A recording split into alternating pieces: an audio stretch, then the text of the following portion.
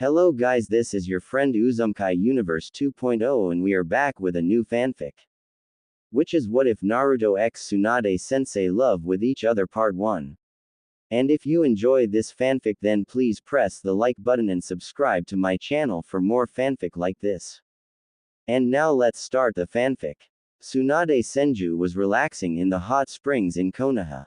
She never thought that she would be back in this place after she lost all that she has, but Shizune wanted to visit. How could she say no to the person that has been with her since her fiancé and Shizune's uncle, Dan, died during the Second Shinobi World War?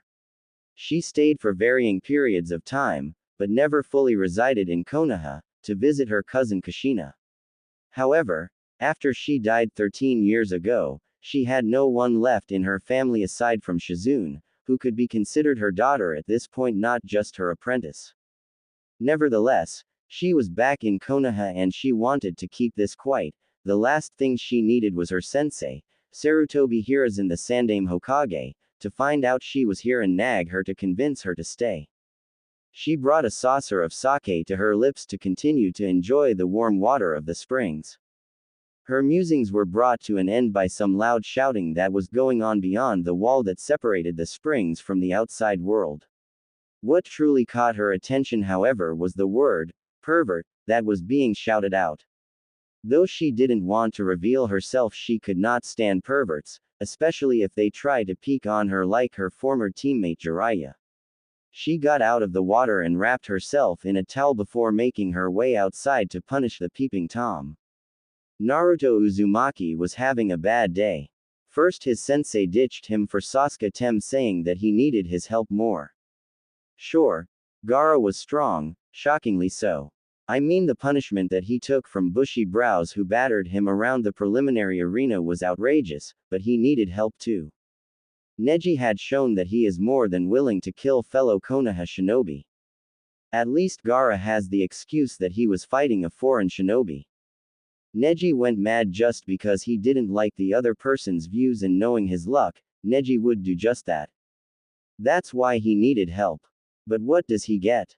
He gets passed on to some closet pervert that he beat with a single jutsu that wasn't even that cool. He was taken to the hot springs so he could learn how to walk on water, but ever since the second stage of the Chunin exams and that long-tongued Kunoichi had hit him where his seal was, controlling his chakra became really difficult. Maybe he should have said something. Well, that was for later. Now his new sensei was just knocked out by some long, white-haired pervert that summoned a frog that used its tongue to knock him out. Hey, what do you think you are doing, you pervert? Who the heck are you? He shouted. The man responded by doing a weird kabuki dance. Who, me? I am known as the man that the ladies squeal upon seeing, the one that all men idolize and wish to be. I am known as one of the greatest shinobi to ever live. I am known as the Gamma Sennin Jiraiya. He proclaimed from the top of his toad. Gamma Sennin? Questioned a confused Naruto. Exactly, he stated as he dismissed the large orange toad. Hey, pervy sage, what are you going to do about this? Exclamation mark quote, shouted an exacerbated Naruto while pointing at the man who was supposed to teach him for the 1 month before the finals of the Chunin exams. What were you doing anyway? The man began digging around in his pale green kimono top, saying, I was getting inspiration. I'm a writer for a brilliant novel. As he said this, he pulled out a familiar orange book that Naruto had always seen Kakashi-sensei reading. Oh, that's, stated Naruto. Oh ho, you know this book, do you? I've gotten quite famous here, he, thought the man with a wide grin. That's not a novel. That's some perverted piece of crap, you pervert, shouted a now angry Naruto. The man rushed forward to get into Naruto's face. Fool. I'm not just a pervert. I'm a super pervert, the man bellowed to the heavens. More importantly, what are you going to? Before any more could be said, the man he was arguing with was struck square in the jaw and was launched clear into the horizon that was accompanied by a battle cry. The wind kicked up from the strike, forcing Naruto to cover his face with his arms, which nearly pushed Naruto to his butt. He turned to see who struck the pervy sage to see a woman, fair-skinned woman of average height with hazel eyes and a curvaceous figure with the largest bust he had ever seen that had some kind of green crystal gem necklace on a black cord, that had a pearl on each side of the gem, nestled between them, with smooth legs and long blonde hair that fell almost to her mid-back while wearing nothing more than a bath towel to cover herself.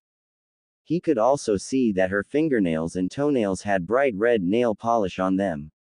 All in all, she was probably the most beautiful woman he had ever laid eyes on, even more so than Sakura-chan and Haku. Though that last one always gave him chills when he thought back on the raven-haired boy. Once Tsunade had sent the person, who may have been Jiraiya, to the horizon, she turned to the person standing next to her. She was shocked, though she didn't show it, to see a boy with many features that reminded her of Minato in looks with Kushina's face. No way, she thought. A second later the boy seemed like he was going to speak. If he was speaking with Jiraiya, the boy would undoubtedly be a pervert himself, so she prepared to knock the boy out until he spoke. Whoa, that was so cool. You defeated the man who defeated my sensei in a single hit. You even sent him flying. That's so cool, he nearly shouted, but his enthusiasm seemed to remind her of someone she didn't want to remember. Hey, cool it, Gaki. Quit bouncing around. Naruto turned to her with a glare. Hey, my name is not Gaki. It's Naruto Uzumaki and I'm going to be Hokage. And since you beat the guy that beat my sensei, you should be the one that trains me for the Chunin exams. The words the boy spoke struck another chord in Tsunade's heart. Over this boy she saw an image of her little brother who this boy, Naruto, bore a striking resemblance to. Tsunade seized up for a moment before regaining her composure. No, was all she said as she turned and began making her way back to the hot spring. Naruto looked shocked before he spoke again. What? But you have too. That pervert knocked out the guy my sensei passed me off to and you beat the pervert, so clearly you have to train me. Plus, you are super strong, Oba-san. Once more some of the words the boy spoke began striking chords within her heart. She stopped walking and asked the boy without looking back to meet his face, Hey Gaki, who are your parents? At this question, Naruto's mood fell. He looked down at the ground before he answered. I don't know. I'm an orphan, he stated quietly. And if a switch had flipped he began talking rather loudly again, but that's okay because I'm still going to be Hokage so that people will look up to me and see me. He proclaimed. Pieces in her mind were falling into place. If this boy was as old as she thought he was, then maybe, just maybe. Wait here, boy, I'll be right back. Without waiting for a reply, she walked back into the hot spring to change and collect Shizune and Taunton. Naruto on the other hand was dumbstruck. Was this lady going to train him? Is this the first person who is willing to train him simply because he asked? Hope welled within him. He made sure to plant himself in the spot he was at and wait for the beautiful and strong Oba-san to come back. Tsunade meanwhile was plagued by thoughts. Maybe he wouldn't have died if he was trained better. Maybe he would have lived if he had a better sensei, thought Tsunade as she re-entered the spring. She located Shizune giving Taunton a bath in one of the corners of the pool. When she reached her location, she addressed her apprentice daughter. Shizune, when you are done, we are going to meet someone who is waiting outside, and no, it is not Sarutobi-sensei. As Tsunade walked away, Shizune was stunned, but my lady, if you don't mind me asking, who are we going to meet? Asked her apprentice. That, said Tsunade as she turned to freshen up, is what I aim to find out. Naruto waited patiently for the beautiful Oba-san to come out of the hot spring. He was getting antsy despite the little amount of time that had passed since she had left. Not being used to many people showing him kindness, he was always weary until they showed they weren't going to treat him like the villagers. To his surprise, the woman came back. She came out in a gray, sleeveless kimono blouse with a broad, dark bluish-gray obi that held it closed, bluish-gray capri pants, open-toed, strapped black sandals with a pronounced heel and a grass-green obi that had the kanji for gamble on the back inside a red circle. Following her was another fair-skinned woman who was slightly shorter than the blonde same-style sandal though without the pronounced heel. She had straight, shoulder-length black hair with onyx eyes dressed in a bluish-black kimono with white collar that was held closed by a violet obi. She also appeared to have a mesh armor shirt underneath along with a red collar. In her arms was a small pig that had red vest and a pearl necklace. Glad to see you still waiting, Tsunade told him. Now before I even consider training you, tell me two things. Do you know who I am? And do you know what it means to be Hokage? Naruto pondered his answers to the questions. Well, you are some kind of super ninja who is super beautiful and super strong who can beat anyone with a single hit. He said excitedly. The black-haired woman seemed like she was giggling behind her hand at his response. The second one though, that one stumped him. He thought on his answer long and hard. He then thought to what Hokage Gigi had told him long ago. As Hokage, it is my duty to protect this village. Not just the buildings but the people too. I see all the people in the village as my family and I want to protect my family. He also remembered the words Haku had told him when they met in the forest. Do you have someone precious to you? I believe to be truly strong a person must have someone precious to them. Having his answer, he answers the pretty Oba-san. I want to be noticed. I want to be seen as me. Tsunade frowned at his answer and was about to tell him to leave until he continued, but I also want to protect my precious people. To do this I need to become stronger so that I can keep them safe. Tsunade and Shizune were shocked by this answer. Tsunade saw an overlay of her brother Nawaki, her grandfather Hashirama, and her fiancé Dan, while Shizune saw Dan over the boy. Tsunade did her best to repress her feelings of seeing her loved ones in this boy. Feelings she had that were not felt since Dan. She thinks back on her thoughts that she had about her little brother back in the spring. If he is family, maybe this one I can keep alive. She thought to herself. Letting out a sigh, fine Gaki, I'll train you, she told him, surprising both the boy and Shizune. My name is Tsunade Senju and this is my apprentice Shizune Kato and I am the world's greatest medic nin, she told him as she sported a confident smirk. Naruto's eyes went wide. He was surprised to hear that this Oba-san with a super punch was a medic like the ones at the hospital. However, I will not train you here. If you are training for the finals then you don't want to do it where your competition can see you, right? Naruto thought about it before nodding along with what she was saying. Yep. He definitely made the right choice in asking this pretty Oba-san to train him. We'll head out of the walls and do your training there. While we walk, I want you to tell me what you were working on and any injury or event that has happened since you started the exams, she told him as she turned to make her way out of the village, Shizune, Tonton and Naruto catching up with her. The three were making their way from the hot spring to training grounds to get out of the village unnoticed. Hey, Naruto, right, didn't I tell you to tell me about any injuries that you have taken since the exam started, right? Naruto rubbed the back of his head sheepishly, forgetting that she asked him to do that. He was more into the route they were taking. It seemed to be a route that traversed the outskirts of the village, avoiding all the major areas where people like to congregate. It was almost like she didn't want to be seen, though if it was because of him Naruto could understand, though it did sting. Not wanting to bring down the mood, Naruto responded in his usual energetic tone. Well, the first exam was really hard, ya know. It was this test that had all these super hard questions that I didn't know how to answer, he said a little downcast. Though he didn't see it, the two women raised an eyebrow at his explanation. Did he not know he could have cheated or did he not have a method that he could have used? The two ladies thought as they walked. So, I just didn't answer any question until the last one, which I passed because that scared face proctor couldn't scare me. Proclaimed Naruto. Again, both women were surprised by his statement. He passed an information gathering test by not backing down. They both thought, well, he's certainly an interesting one. Seems like a way that Kushina may pass if she wasn't prepared for hers, thought Tsunade, giving her more suspicions as to who his parents are. Then after he explained that we could have cheated, his tone took a drop as he was told that he needed to cheat to pass.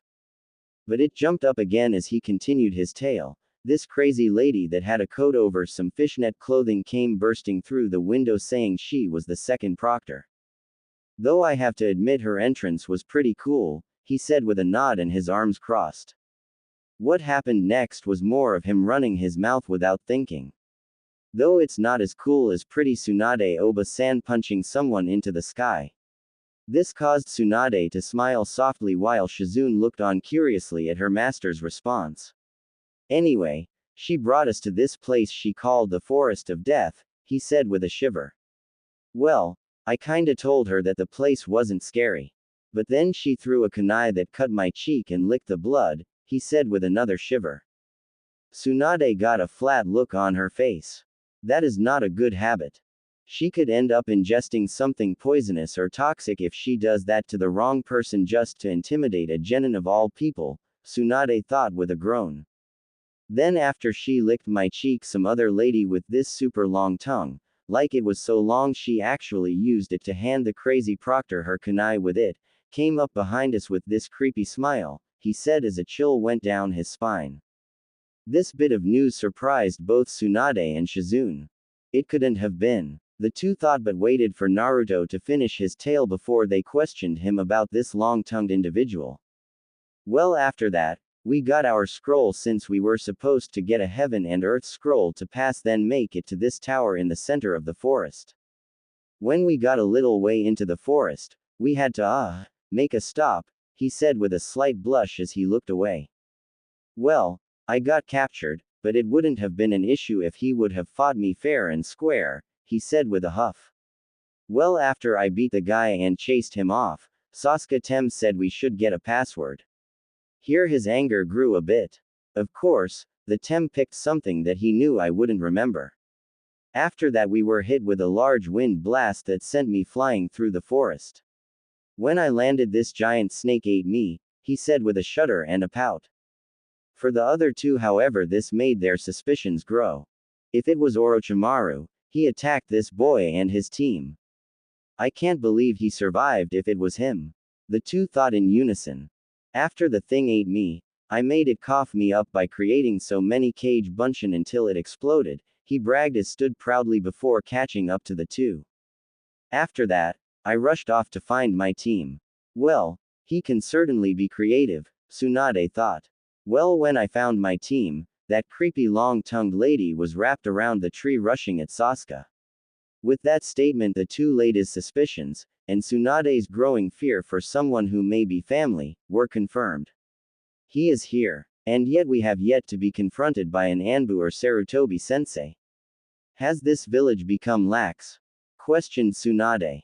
Well, to save Sasuke I heroically threw several kunai in front of that freaky long-tongued lady which stopped her. Then for some reason Sasuke wanted to give up our scroll to that freak. I mean, come on. Just because some is stronger than you doesn't mean you give up.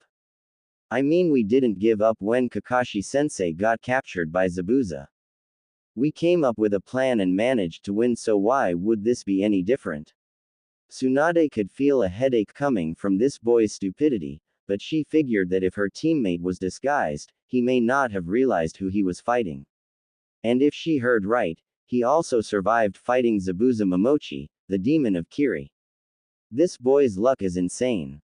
Maybe I should bring him with me when I go to a casino next time, she thought as a glint appeared in her eye that didn't go unnoticed by Shizune. Well, before he could give up our scroll, I caught it and punched him in the face. Then the freak summoned another large snake that slammed its head down on the branch we were standing on before throwing me up into another one. Well, it tried to eat me. That was when I got angry and punched the snake. I actually bruised its nose. With one punch. Kind of like you, Oba-san, Naruto proclaimed. So, he's the boy Minato sealed the Kyuubi into. Well, I know he was selfless and Kushina was due around that time. There is one true way to be sure, but I won't know until his chakra control improves. Also, that sounds like what happened when Kushina was younger. When she got angry, she drew on the Kyuubi's chakra, even if it was by accident. Tsunade thought. Well, after fighting with the giant snake, it attacked a frozen Sasuke, like a coward. To save him, I shielded him with my back while stabbing it with 2 kunai in the nose, where I called him a scaredy cat, because he refused to fight. After that, the freaky tongue lady used her long tongue to wrap me up. She then used this jutsu, a 5-something seal, and slammed it into my stomach, then I passed out. If he still has the seal on, it's amazing that he can even move, though knowing how stubborn Kushina was, she would force herself to continue on no matter her injuries, she thought with a fond smile. Well, after I woke up, we made our way to the tower, which we barely made it to. After that we fought in the preliminaries, as I guess there were too many of us for the finals. At this, Tsunade interrupted him. Listen, kid, I know that you'll probably want to tell me all about your friends, but I'm training you, not them. So, tell me if you have any injuries still and if that seal is still on you. Nodding his head, Naruto continued his tale. Well, even though I fought Kiba and he got some lucky hits in, I heal up pretty fast, so I don't think anything is wrong. Tsunade raised an eyebrow. Did you not get checked out at the hospital? Naruto looked down at the question, which surprised the 2 women. I don't like hospitals too much, I haven't had the best time there, he told them cryptically. If what happened I suspect did, then the staff has certainly fallen in quality since I ran the place, Tsunade thought angrily. As for the seal, well, I still haven't told anyone. Actually, you're the first people I've told. Not even my sensei knows, he told them, half embarrassed, half sad. When Sasuke was injured, Kakashi-sensei immediately checked up on the Tem. Even took him to the hospital after his fight. Even after his own fight, he didn't ask if he was okay. Sure, he healed fast, but it would have been nice to show he cared. So, he passed the preliminaries despite having a seal that basically made molding chakra impossible. Well, I'll give him this, he certainly is tough and never gives up. Every time he seems to get put in a bad situation, he doesn't quit. Hopefully this won't backfire for him, Tsunade thought. Shizune had her own thoughts on the matter. He reminds me of how Tsunade-sama described the Shodai when he was alive. Maybe he can help heal the wounds in Tsunade-sama's heart.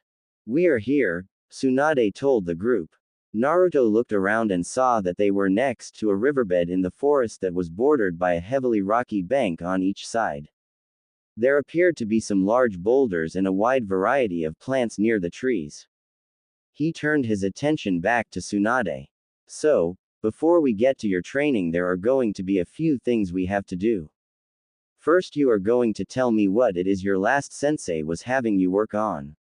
Second, I am going to give you a full medical checkup to make sure you have no lasting injuries you may not know about, and third, I am going to remove that seal you have on you. Before you ask how, my grandmother was a seal mistress and taught me quite a bit. Though I am not known for it, I am quite good at seals, like a teammate of mine, she explained. Naruto, while excited, was also curious. Why do I need a checkup? I always heal quick, he questioned. Tsunade drew in a deep breath. Just because you healed doesn't mean you healed correctly. For instance, if you broke your arm, it could heal.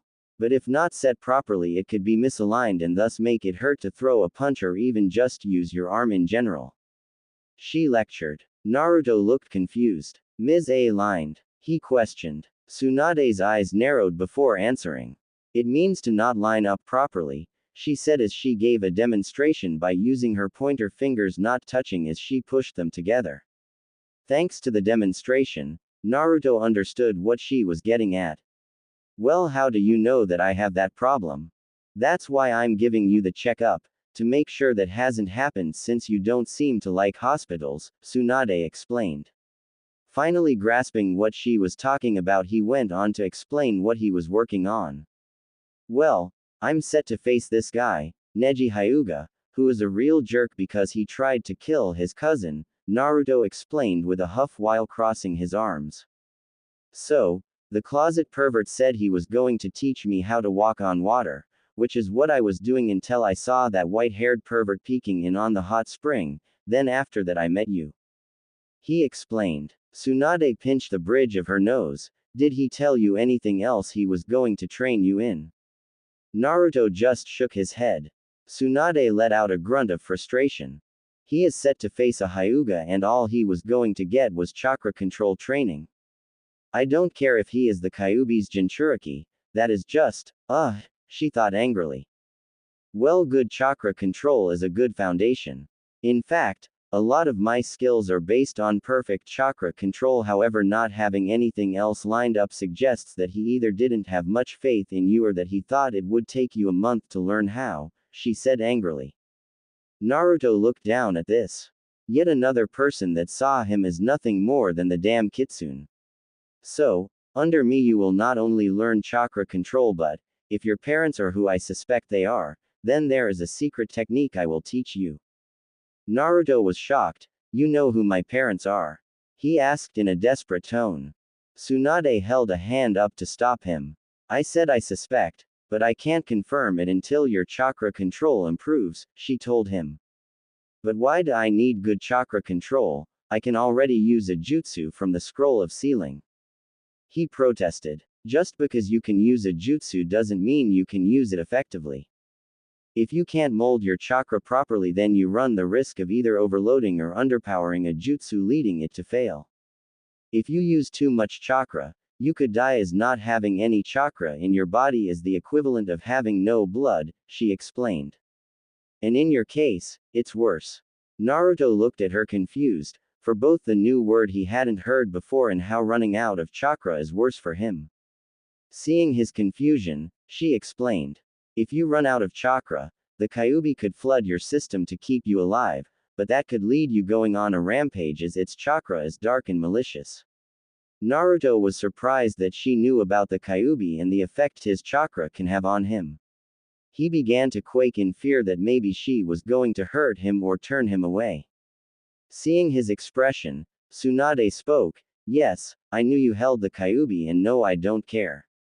I knew someone just like you, and the kitsune did not define her. She perceived and became one of the strongest kunoichi I knew. Heck, sometimes she could even give the Yondaime a run for his money if he wasn't using his Hiraishin. She didn't even need the fuzzball's power to do so, she explained with a fond look in her eyes. Naruto was shocked. If she knew someone like him could be strong enough to rival the Yondaime, then his dream of becoming Hokage was achievable then. Really? Was she really that strong? Smiling down at him, she nodded. Yes, she was. She was also headstrong, stubborn, and had the will to never give up. The more she talked about this person, the more Naruto suspected he would get along really well with this woman. With this, his excitement exploding out of him. Hey. So Oba-san, what are you going to teach me? Well, the first thing I am going to teach you is chakra control, since that is the basis of what I use. I will also teach you how to fight without taking a hit. Since you are fighting a Hyuga, taking any kind of hit could prove fatal. And the last thing I'll teach you is physical conditioning, and not just working on your speed and strength.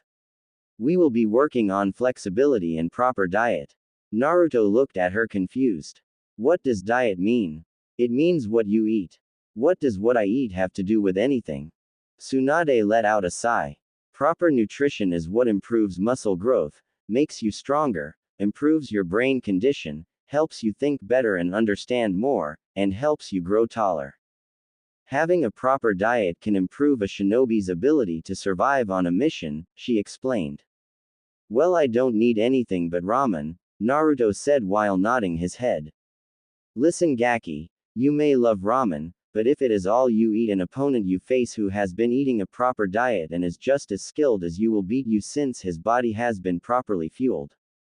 Imagine training as hard as possible only to realize that your opponent wins because he was eating better than you. That would certainly make you memorable Hokage, but not a strong one. Tsunade used the same explanation she used on her brother to get him to eat properly, and seeing the look on Naruto's face, it seemed to still work. Under great protest, Naruto relented. Well, let's get started, she told him. Take off your shirt and jacket and I'll start your examination. Following his new sensei's instructions, he removed his top and stood before her. Her hands glowed green unlike the usual blue. Hey Oba-san, what's that? Quirking an eyebrow, she answered him, This is medical chakra, something that can be achieved with excellent chakra control. Didn't they teach you this in the academy? Naruto looked a little nervous. I may have missed that lesson, he chuckled. Well then, I guess we're going to be filling what else you missed over this training. Everything I will teach you will require you to be quite knowledgeable, she told him. Naruto began to panic. I'm not great with studying, he laughed off. Tsunade and Shizune's eyes narrowed. Well, that's not an issue. Using your cage bunshin, we can make sure you will build good habits. Naruto's face scrunched up in confusion. Tsunade let out a sigh before she explained. The cage bunshin no jutsu was invented by my granduncle, the Nadaime. The jutsu allows the user to receive all the memories that their bunshin gain over the course of their life, though they can cause a feedback overload that could harm the user's mind if they use too many or dispelled at once or kill the person due to how much chakra they use, she explained. Naruto's eyes widened at this revelation. Why didn't anyone tell me about that? Quote. Tsunade looked at him with a quirked eyebrow as she began her diagnosis. That warning should have been in the scroll when you were granted access. Naruto turned his gaze away from her. In response, she narrowed her in suspicion at him. How did you learn the move? Naruto was hesitant to answer. Shizune tried a different approach. Setting down Taunton, Shizune placed a comforting hand on Naruto's shoulder. Naruto-kun, we can't help you if you don't talk to us. You can trust us, we won't judge you. After a moment of silence, Naruto told the two how he failed the Bunshin no Jutsu portion of the academy and that his former sensei had tricked him into stealing the scroll of sealing and learn a move from the scroll that he would pass a special test. When pressed why no one helped him learn either chakra control to help him learn the Bunshin no Jutsu properly, he reluctantly told them, I was always kicked out of class, sometimes for asking a question, other times for trying to participate. Anytime I would ask for help, the teachers would say I was being a nuknusha. A nuisance. Shizune finished. Yeah, Naruto confirmed sadly. By this point he had his head down while tears brimmed in his eyes. Shizune hugged him, which he returned, while Tsunade went over what she learned. This child is greatly malnourished. If I had to bet, the chakra of the Kyuubi must be healing that. If he is an Uzumaki, then his genealogy and the Kyuubi's chakra are healing his malnutrition, thought a seething Tsunade, remembering that this was not what her grandfather wanted for children in this village. Taking a deep breath, Tsunade spoke to change the subject, though now she has a better understanding of why he doesn't understand certain words and concepts that should have been covered in the academy. Well, now you know more about the jutsu you learned from the scroll. We will be using this for everything but physical conditioning. We'll get started once I get that seal off of you. Now raise your hands up and prepare to feel some pain. Naruto was released from Shizune's hug and wiped his eyes. Thank you. For what, Naruto-kun? Asked Shizune. For listening and helping. This time Tsunade hugged him. While the one he got from Shizune was nice, this one felt warm and comforting. Alright, let's get to it, Tsunade said abruptly as she broke the hug, a light dusting of pink on her cheeks that she hid behind her fist. With a nod of his head, Naruto raised his arms above his head as the fingertips on Tsunade's hand light up with blue flames. Five-prong seal release, she cried out as she struck the seal on his stomach that made Naruto hunch over from the strike. As Naruto recovered from the hit, Tsunade turned to her apprentice. Shizune, use a henge and go into town, get some basic books on calligraphy, reading, and first-year medical books. While I may not make this boy a full apprentice, yet, he has quite a bit he needs to catch up on if he is going to be trained by us. Shizune's eyes widened in shock. Tsunade-sama, are you sure you want me to help train the boy? She asked hesitantly. Yes, while I will be overseeing the majority of his training, you have a different approach that he may listen to depending on the subject or if I get tired. Despite my age and who my grandparents are, I am biologically younger than my chronological age. The large amount of chakra his system has undoubtedly given the boy a lot of energy. That means we are more likely to get tired before he does, she told her apprentice. Hearing this reasoning, Shizune understood her master's way of thinking. Tsunade same, if it's not rude of me, but why did you agree to train the boy? Tsunade looked at her apprentice before watching Naruto straighten up. Naruto, try the water walking exercise again, not that your chakra is flowing better. She shouted at him. Naruto gave a yell of acknowledgement. As he stood on the side of the river, he channeled his chakra to his feet before stepping out onto the nearby river. Call it a feeling, Shizune, she answered her apprentice as they watched Naruto perform the exercise effortlessly, and if what they were told was true, he was almost able to do the exercise with his chakra flow disrupted. Now with it flowing properly, he was able to do it flawlessly after using a hand sign to channel his chakra, which was stunning. While it can be improved to be done on instinct, doing what he did with less than an hour's practice shows just how much potential the boy has. Shizune returned to the riverbed to quiet the sight. While she had gone back to the village and got the texts that Tsunade had asked her to get, as well as lunch, she saw that Naruto had created well over 100 cage bunchins working on both the tree walking exercise as well as water walking. There was even a few working on separating different color sand in his palms. Shizune had to wonder where they got gray sand. Leaving that for later, she looked out to the two who were standing on the river while Naruto was going through taijutsu katas for the Tsunade's personal style, which relies on heavy strikes and evasion. As she often said, a medic that is taken out is useless to their team, so it is important that a medic never take a hit lest they risk the life of their squad. Breaking herself from her master's lessons, Shizune called out to the two, Tsunade-sama. Naruto-kun, I'm back and I brought lunch. She yelled as she held up a convinced store bag. Naruto was about to run over until his collar was grabbed by Tsunade, who used the hold to lift him from the water as she appeared to lecture him. He gave a pout before he seemed to relent and she set him back down on the water, though she didn't let him go until he had applied his chakra to the bottom of his feet. He called out to his clones, hey guys. Stop doing what you are doing. Eventually the clones all got to dry land. Naruto dismissed some of his clones. Based on how he gripped his head in the following lecture he received, he may have released too many that time. Sigh. Naruto, I told you not to release too many. Since they are focused on different tasks, when they dispel, your mind has to categorize everything that is coming in. If the information is not the same, then you may either take longer to process it or have it overshadowed by whatever else is being processed, making the training useless, she lectured. Naruto, being annoyed by the throbbing in his head, didn't realize what he said as he said it. Well, if you're so smart, why don't you train like this, you? He snapped. He gulped when he realized what he did before robotically turning to face Tsunade. Sorry, I didn't mean to snap, he said nervously. Using her monstrous strength, she threw Naruto by his jacket to shore, aiming to clip a few of his clones in the process. Her aim was on point, nailing 8 of his clones with the orange-clad blonde. With a smirk she walked back to shore, as Naruto pushed himself up. She stood over him, a manic grin on her face as she asked, have you learned your lesson, Gaki? Naruto quickly nodded his head.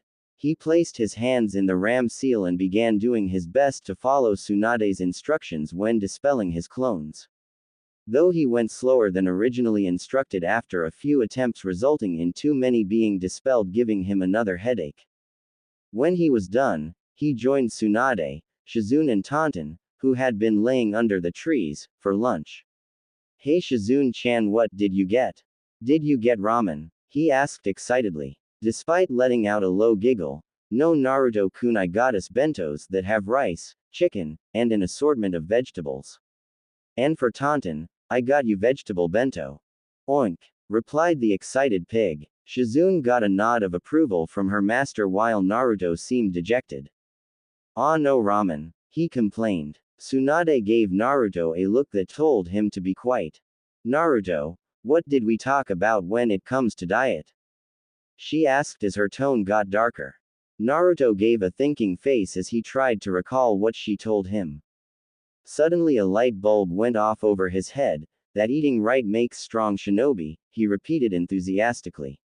With a smile she gave a nod. Correct, and eating your vegetables along with protein is one example of eating right. Naruto was quick to retort, but ramen is healthy.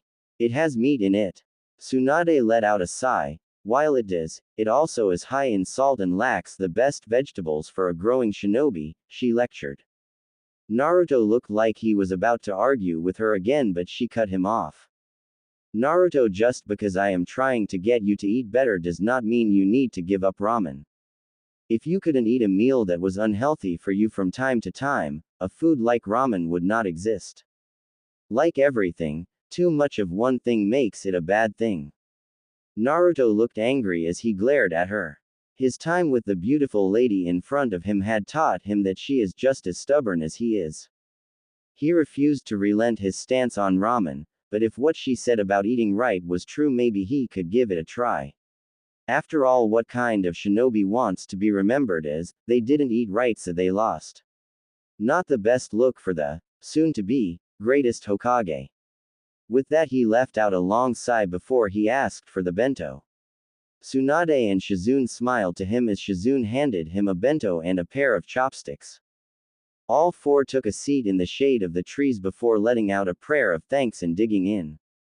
While eating, Naruto had to admit that the vegetables he was eating definitely tasted better than the ones he had before. Though he was curious about something. Nay Tsunade-chan, why are you having me focus so much on chakra control? Like, I get that you said it was like the big thing you used in all your techniques, but like, why focus on it so much? Tsunade gave him a look before beginning her explanation. Chakra is like a pool of water, or in your case an ocean, she said as she rubbed his head. Naruto looked dejected, however he actually leaned into the affection she was showing him. You cannot control the actions of a body of water, however you can draw from it and pick out the amount you need. Think of a jutsu as a person drinking water from their own pool, too much water and they could drown or cough it up, too little and they are left thirsty. This is the point of chakra control, to use only the amount you need so a jutsu doesn't get overloaded or not activate, she explained. Naruto seemed to understand her analogy better than when Iruka-sensei tried to explain it. Last time he tried to get him to learn, he just went on and on about how good control makes things stronger and that if he didn't learn it then he would struggle to learn a jutsu. Well, he learned the Kage Bunshin no Jutsu without good control. But wait, I learned the Kage Bunshin no Jutsu and you keep saying I'm wasting chakra. How can that be true if I keep making Bunshin? Tsunade gave him a small smile. Good question. You see, the Kage Bunshin uses a lot of chakra to make, so it is difficult to overload them. However, have you noticed that it's easier to make massive amounts of them rather than a few? Naruto thought about it for a moment before nodding to her question. See, this is due to your control. The higher the control, the easier it is to use a small amount of chakra to use these large jutsu like your Kage Bunshin. Imagine how many more you could make if you didn't need to try as hard to make so few of them. Naruto got a contemplative look, then his eyes lit up at the thought. There is something else to keep in mind. Some Kekkei Genkai that are chakra-based could also activate or be usable to their owner as they are able to easily mold their chakra, she explained. Naruto got excited. So are you saying I could have a cool ability like Sasuke Tem? Quote. Tsunade shrugged. It's possible, but this only applies to chakra-based Kekkei Genkai as their ability to mold their chakra is tied directly to their ability to wield said abilities. Then Naruto got skeptical as something struck him. But wait, if I have so much chakra, shouldn't it not matter if my control is good? Tsunade shook her head. The biju in your gut only gives you large reserves and access to another source of chakra. The ability to control it is still all you. No matter how much chakra you have, if you can't control it, your instincts won't manifest the ability as it could result in its user's death. And in your case, running out has different side effects. Like I told you, if you run out, it will flood your system and make you lose control. However, if you can control your own, you can eventually control its if it tries to force some into you, or if you need to draw on its power should such an emergency come up, like when you fought Haku and that long-tongued lady in the forest. Naruto looked both sad and eager, sad that he may have had a cool ability sooner if his control was better, but eager to see if he did. If all he needed to do was boost his control to make it happen, then he was more than eager to put in the work. Plus, if he could use the furball's chakra because of it, then all the better reason to get to it. Before he could get started, however, Tsunade put her finished bento and chopsticks to the side and got to her feet. If you need more of an incentive, then if you can get your control to my standards, I'll teach you how to do this. Eager to see what she would do, Naruto watched her walk on top of the river to stand in front of a massive boulder he estimated to be 5 times her size. He watched with rapt attention as she struck the boulder, shattering it to dust. Naruto was awestruck. You see, me punching this hard is a combination of chakra control and my muscle strength. While we may not be able to get yours this high by the finals, I can definitely show you how to do it with chakra if you get your control high enough. Naruto was practically jumping out of his skin. He could see it now. He punched Neji Tem and Sasuke Tem so hard he'd send them flying out of the arena. With the biggest smile he could have, he shouted, "Then what are we waiting for? Let's get back to it." She gave a smile to match his enthusiasm. Well, he is certainly eager, I'll give him that. Though I suspect that all that chakra has given him a form of ADHD based on the way he acts. He must have so much that it fuels him like a squirrel on caffeine, she thought to herself. Okay, however, this time we are going to do things a bit differently. Like I told you before, I am a medic nin, so you will be learning this as well. However, before we start there, Shizune is going to be helping you understand everything you had missed out on in the academy and before. To do this, I want you to be as honest with either her or myself as possible when we teach you. No question is too dumb or stupid, and asking for help is one of the tenets of a Konoha shinobi, which is seen in our teamwork. If you can't ask your fellow Konoha shinobi for help, how can you rely on them to have your back when it comes time for a mission? Naruto looked hesitant to agree, but after a bit of time, Shizune's kind words of encouragement, Tsunade's encouraging smile and pinning glare, he relented. Oh, okay, I got it, pretty Oba-san. Tsunade smiled and gave an approving nod. Okay, with that settled, make 150 cage bunchins and I'll give you instructions from there. With a nod, Naruto made his bunchins. When the Sea of Orange came to existence, they all looked to Tsunade for instructions. Okay, 50 of you are going to go with Shizune for studying. Remember, don't diversify into too many subjects at one time. Too much information at one time could mean that he doesn't learn at all. Also, to all the Naruto bunchins, remember to ask questions if you don't understand. You will do yourself more harm if you don't understand, and don't ask for an explanation, she reminded. Shizune and the clones nodded.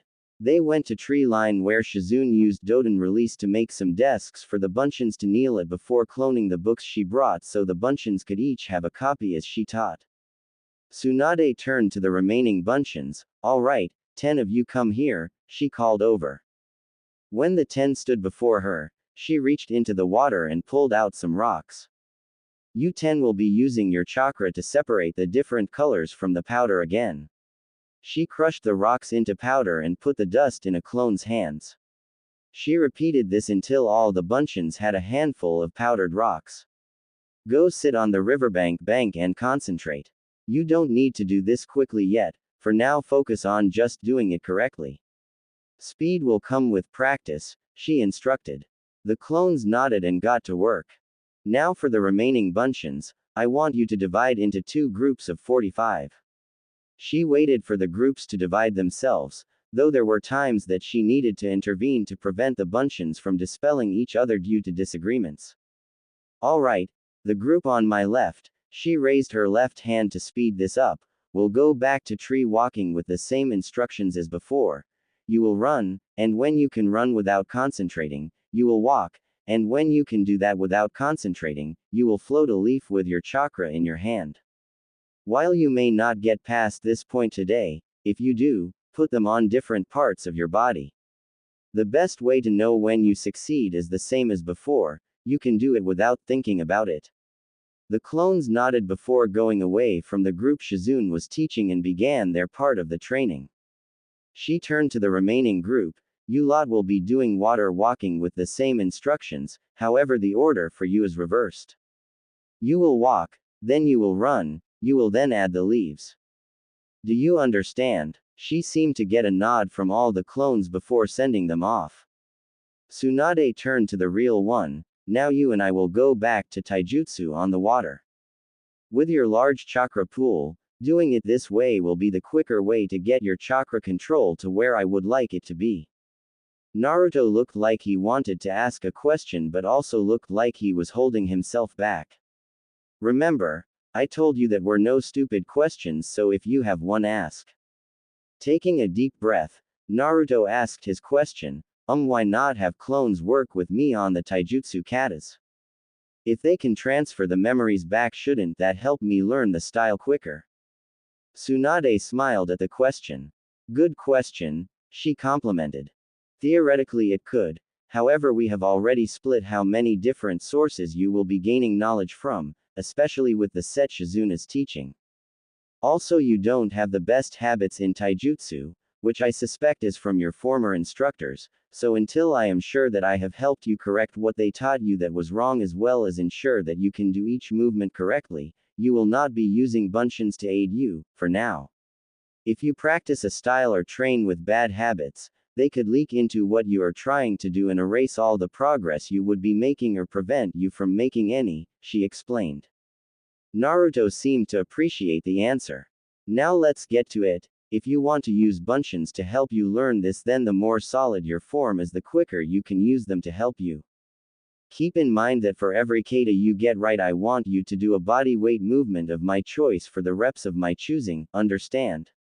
Naruto nodded his accent and got in the stance she showed him earlier, hands up in front of his face while being slightly open with elbows tucked in, standing on the balls of his feet, while slightly leaning forward. Begin, she ordered. Hours have passed since Naruto started his training with Tsunade and Shizune. A tired Naruto laid panting on the riverbed while Tsunade and Shizune watched the tired blonde lay down, though Shizune was sitting down as she herself was tired from teaching 50 students.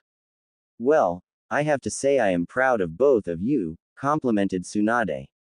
Thank you, Tsunade-sama. Yeah, huff, thanks Oba-san, panted out Naruto.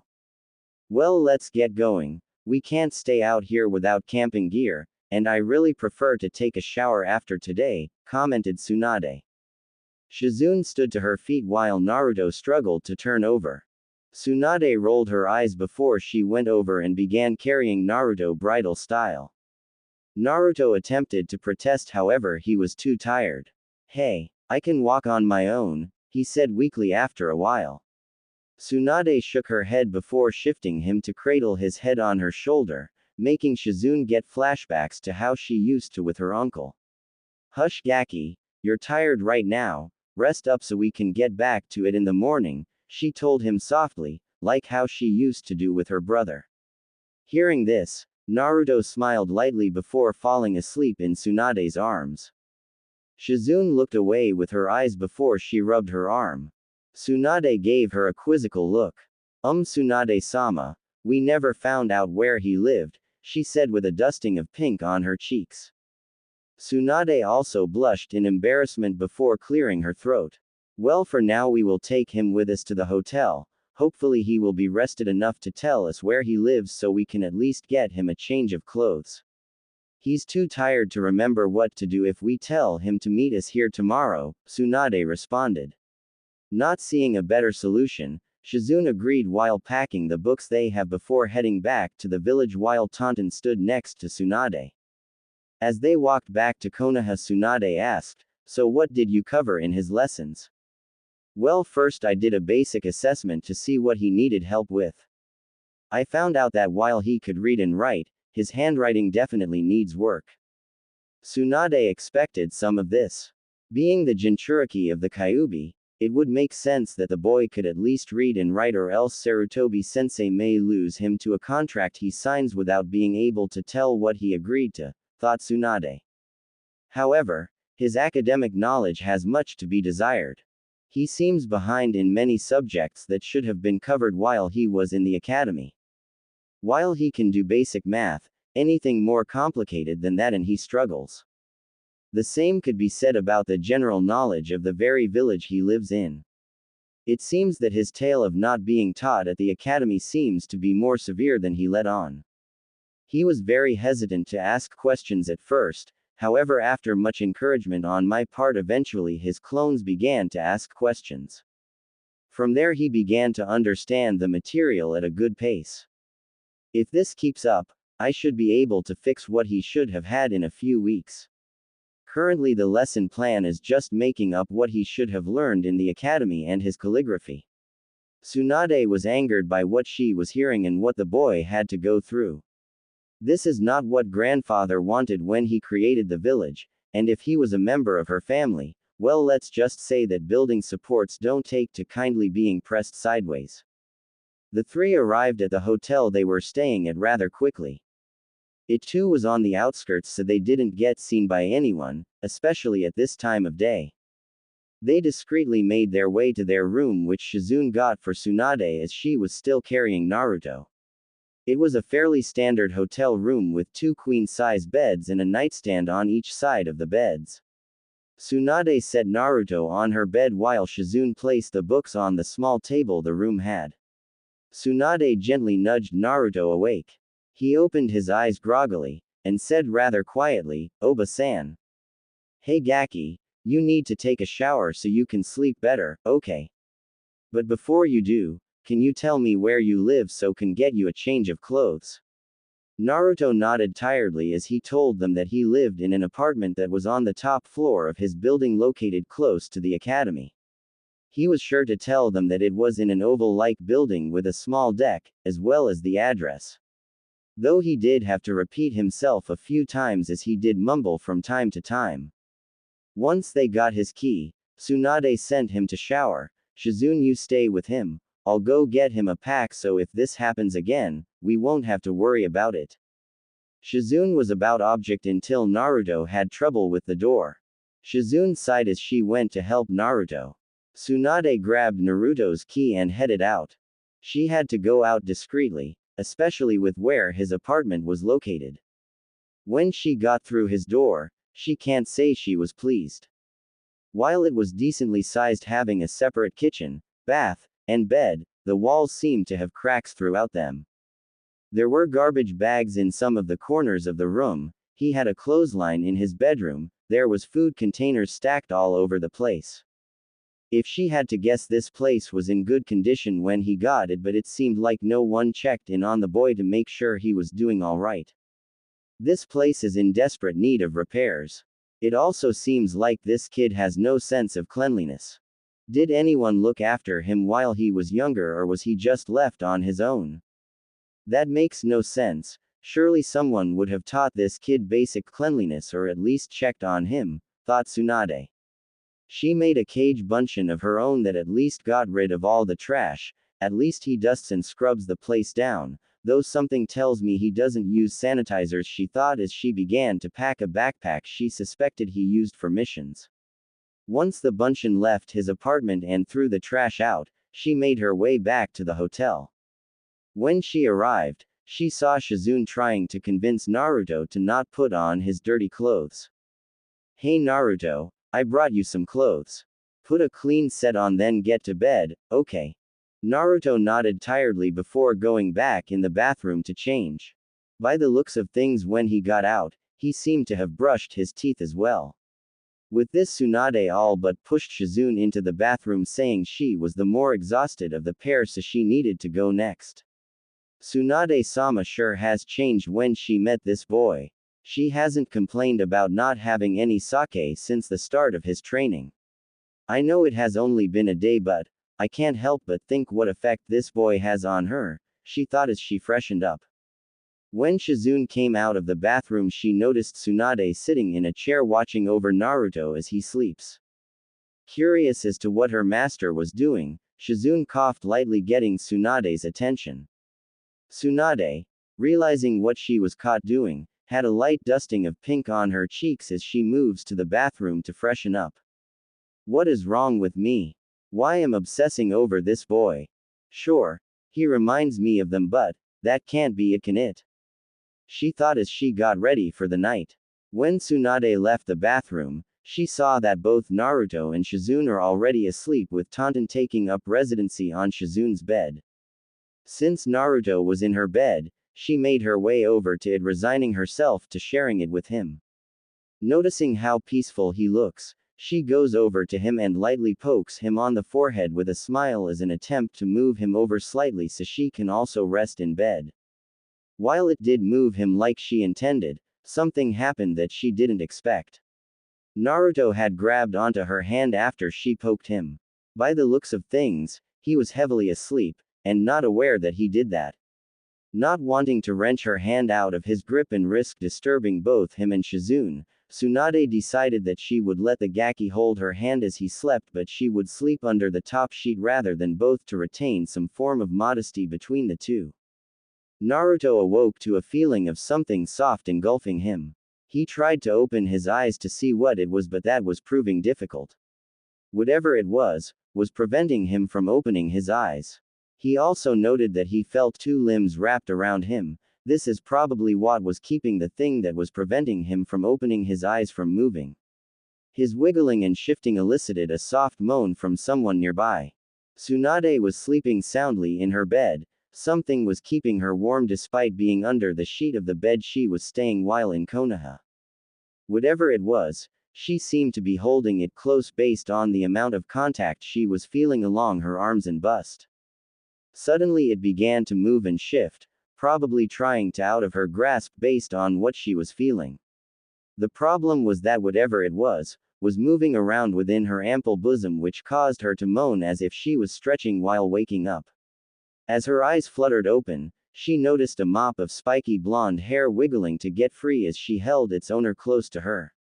At least they were still under separate sheets, she noticed, with a barely noticeable tint of pink on her cheeks. She let Naruto go, allowing him to see what had held him so close in the morning.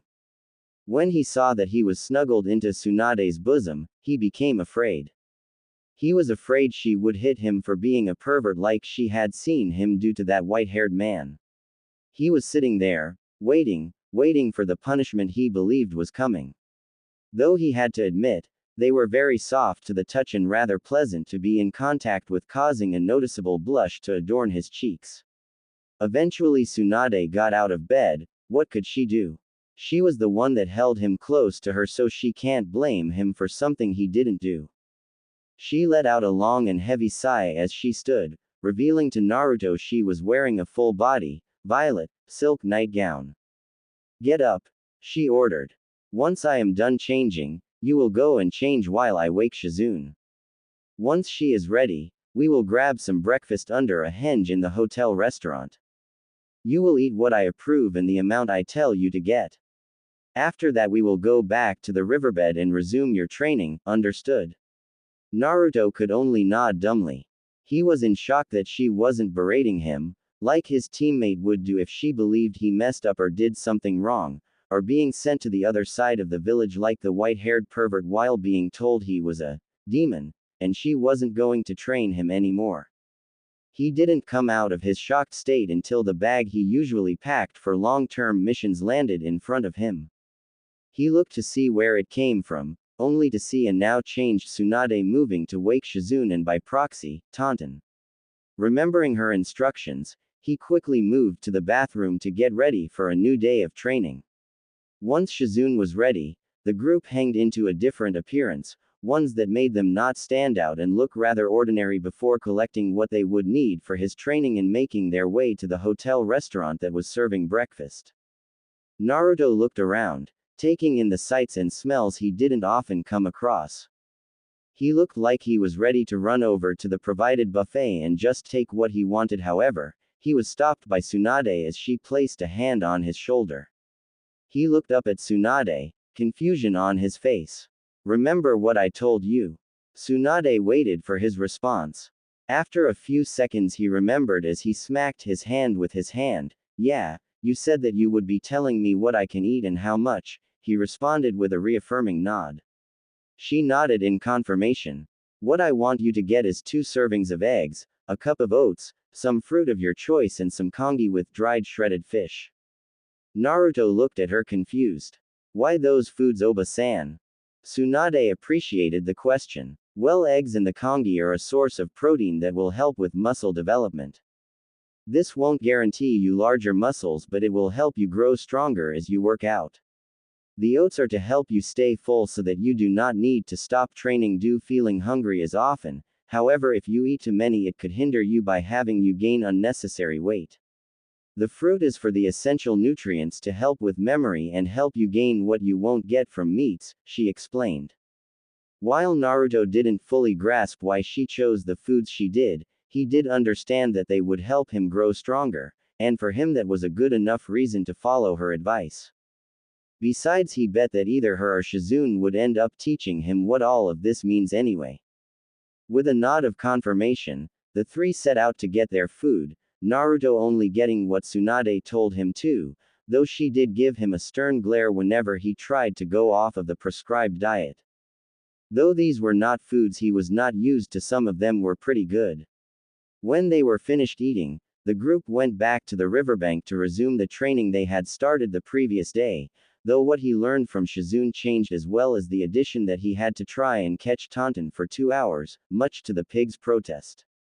A week has passed since Naruto began training with Tsunade, and he has to admit that this has been the most intensive week of training he had been through.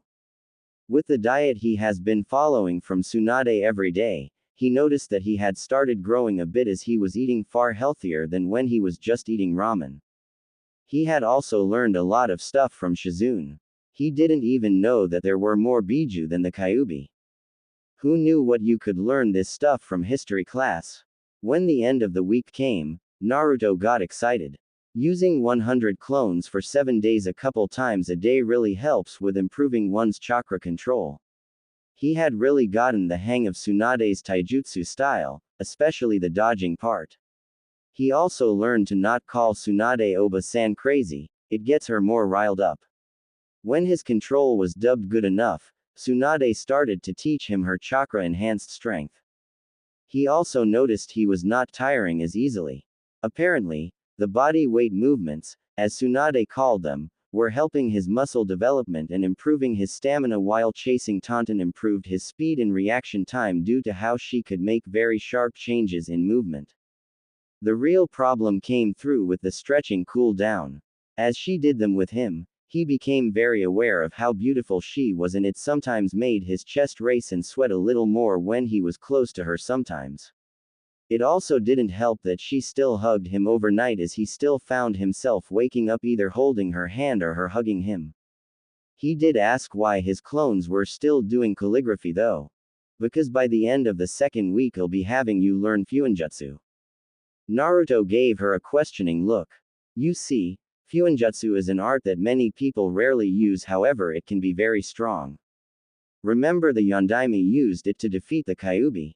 She asked, to which he nodded his response. There are also explosive tags and storage scroll, to name a few examples. With this art you could even learn a seal that would even boost your healing rate to such a degree that even if you lost your heart, you could grow it back, she had told him. His reaction of course was that of a starry-eyed child, greatly expressing his eagerness to learn this awesome jutsu. Hold on, first you need to have better handwriting so you can make the seals. One wrong brush stroke could mean that you'll be out of commission to fight the Neji kid you want to fight so badly, she warned him. This, obviously, had gotten his attention. He wasn't going to miss out on his chance to teach Neji Tem a lesson. Plus, she has given him more training than anyone else he has met or learned from, while Shizune made the stuff he was learning far easier for him to understand, so that was a plus. He would listen to Tsunade-chan when she warned him about how dangerous Fuinjutsu is. Tsunade faced her latest protege with her arms crossed under her magnificent bust. Are you ready to start learning my enhanced strength technique Gaki? Naruto excitedly bobbed his head in anticipation. Yes. He shouted eagerly. Alright, but before we get started, I want you to make your clones again, however. This time however I want you to make 200 Kaga Bunchins. Naruto sat still with his hand raised, waiting for her explanation. He had learned that if he asked her or waited patiently, she would explain her actions. Realizing that he was asking why she wanted him to do this, she clarified, you are probably asking why we are increasing the amount of Bunchins. With a nod of confirmation she continues, well for this technique we are adding clones to ensure that you at least have a rudimentary version ready for your match. While you will still be having a set doing water walking with the leaves, they will also be practicing the katas of my style while we work on the enhanced strength technique as you can never have enough control over your chakra, especially if you want to use your tenant's chakra in the future. The set that would normally be doing tree walking will be meditating. This will help you understand your chakra's flow which you will be attempting to manipulate which will help you feel if you ever get put under a genjutsu as your flow will be disrupted when under one's effects. Since I know Shizune has gone over the basic principles and methods of escaping a genjutsu with you, being able to manipulate your chakra at such a level will help with your ability to perform the personal release method as you will be able to feel the change in your chakra flow. Naruto looked a little lost with the explanation. Tsunade waited somewhat patiently to see if he had any questions. So basically, the point of meditation is to make sure I'm not affected by genjutsu. Tsunade shook her head in the negative. Not quite. See, everyone can be affected by genjutsu, since it is an art centered around subtlety. What it will do however is help you recognize one by your chakra flow and make it easier for you to escape, she clarified. Naruto took up a thinking pose before responding, that makes sense. So, when do we get started? He asked eagerly. With a smirk on her face Tsunade responded, right now, make your bunchins and we will get started. Naruto responded with a smile of his own while making his bunchins who set off to their appointed tasks with Tsunade's group staying to hear her instructions. Alright, each of you take up positions along the side of the cliff. Make sure you are evenly spaced between each other. Tsunade waited patiently for the bunchins to get into position. Now what this technique involves is concentrating chakra to your fist. While this part does not require much control, what does is when you release it. You need to release the chakra right at the point of impact outward from your fist. This is all about timing and control, however since we have been working greatly on your control you will need to work on your timing. Use small amounts of chakra, enough to slightly crack the cliff. You don't need to worry about using large amounts of chakra for now. The more chakra you use the more damage your hits will do, but this is not what we are focusing on. For now, we want to get your timing down, understand? The bunchins nodded in understanding before turning around to get started. Oh, before you start, she turns to the real Naruto. Every 10 strikes you do, I want you to do the following: 10 wide push-ups, 10 squats, 10 high knees, and 10 close push-ups, then get back to striking. For the clones, alternate which fist you strike with, stay in your stance the entire time even when you are feeling exhausted. Remember, when you get sloppy your opponent will strike their hardest, she ordered. With that the clones and Naruto got in their stance and began striking the cliffside. In the meantime, Tsunade made sure that the clones that were separating different colored crushed rocks had their material before staying mostly with the clones that were practicing their katas, ensuring they are keeping their form proper as they practiced. The bunchins with Shizune have recently just finished the basics that Academy had went over. Due to this, the bunchins had begun learning the basics of medical ninjutsu theory with the hope of being able to use the mystical palm by the 3rd week in the month. Partway through the week Naruto brought up something to Tsunade's attention while they were eating lunch. You look like something has your attention, what's up? Naruto looked a little confused before telling Tsunade and Shizune what's on his mind. Well, something weird has been happening, I guess, with the clones that are meditating. It's like they can see these patches of blue around them. The blue patches also seem to have different levels of intensity, he told them. Shizune and Tsunade looked curiously at him, both suspecting the same thing. Tell me, Naruto-kun, do these patches move as if they are alive? Naruto had to think about it for a bit. Yes. I sometimes see two moving a lot while some of them seem to have concentrations around certain areas like they are trying to use the blue energy, he told them. Naruto, you access this ability through meditation, correct? Naruto nodded in confirmation. I want you to mediate for me, then let me know when you start to see these blue patches, Tsunade ordered. After a while Naruto let Tsunade know that he can see them, though there aren't as many as when his clones were meditating. That's fine, tell me, do you see two patches close to you?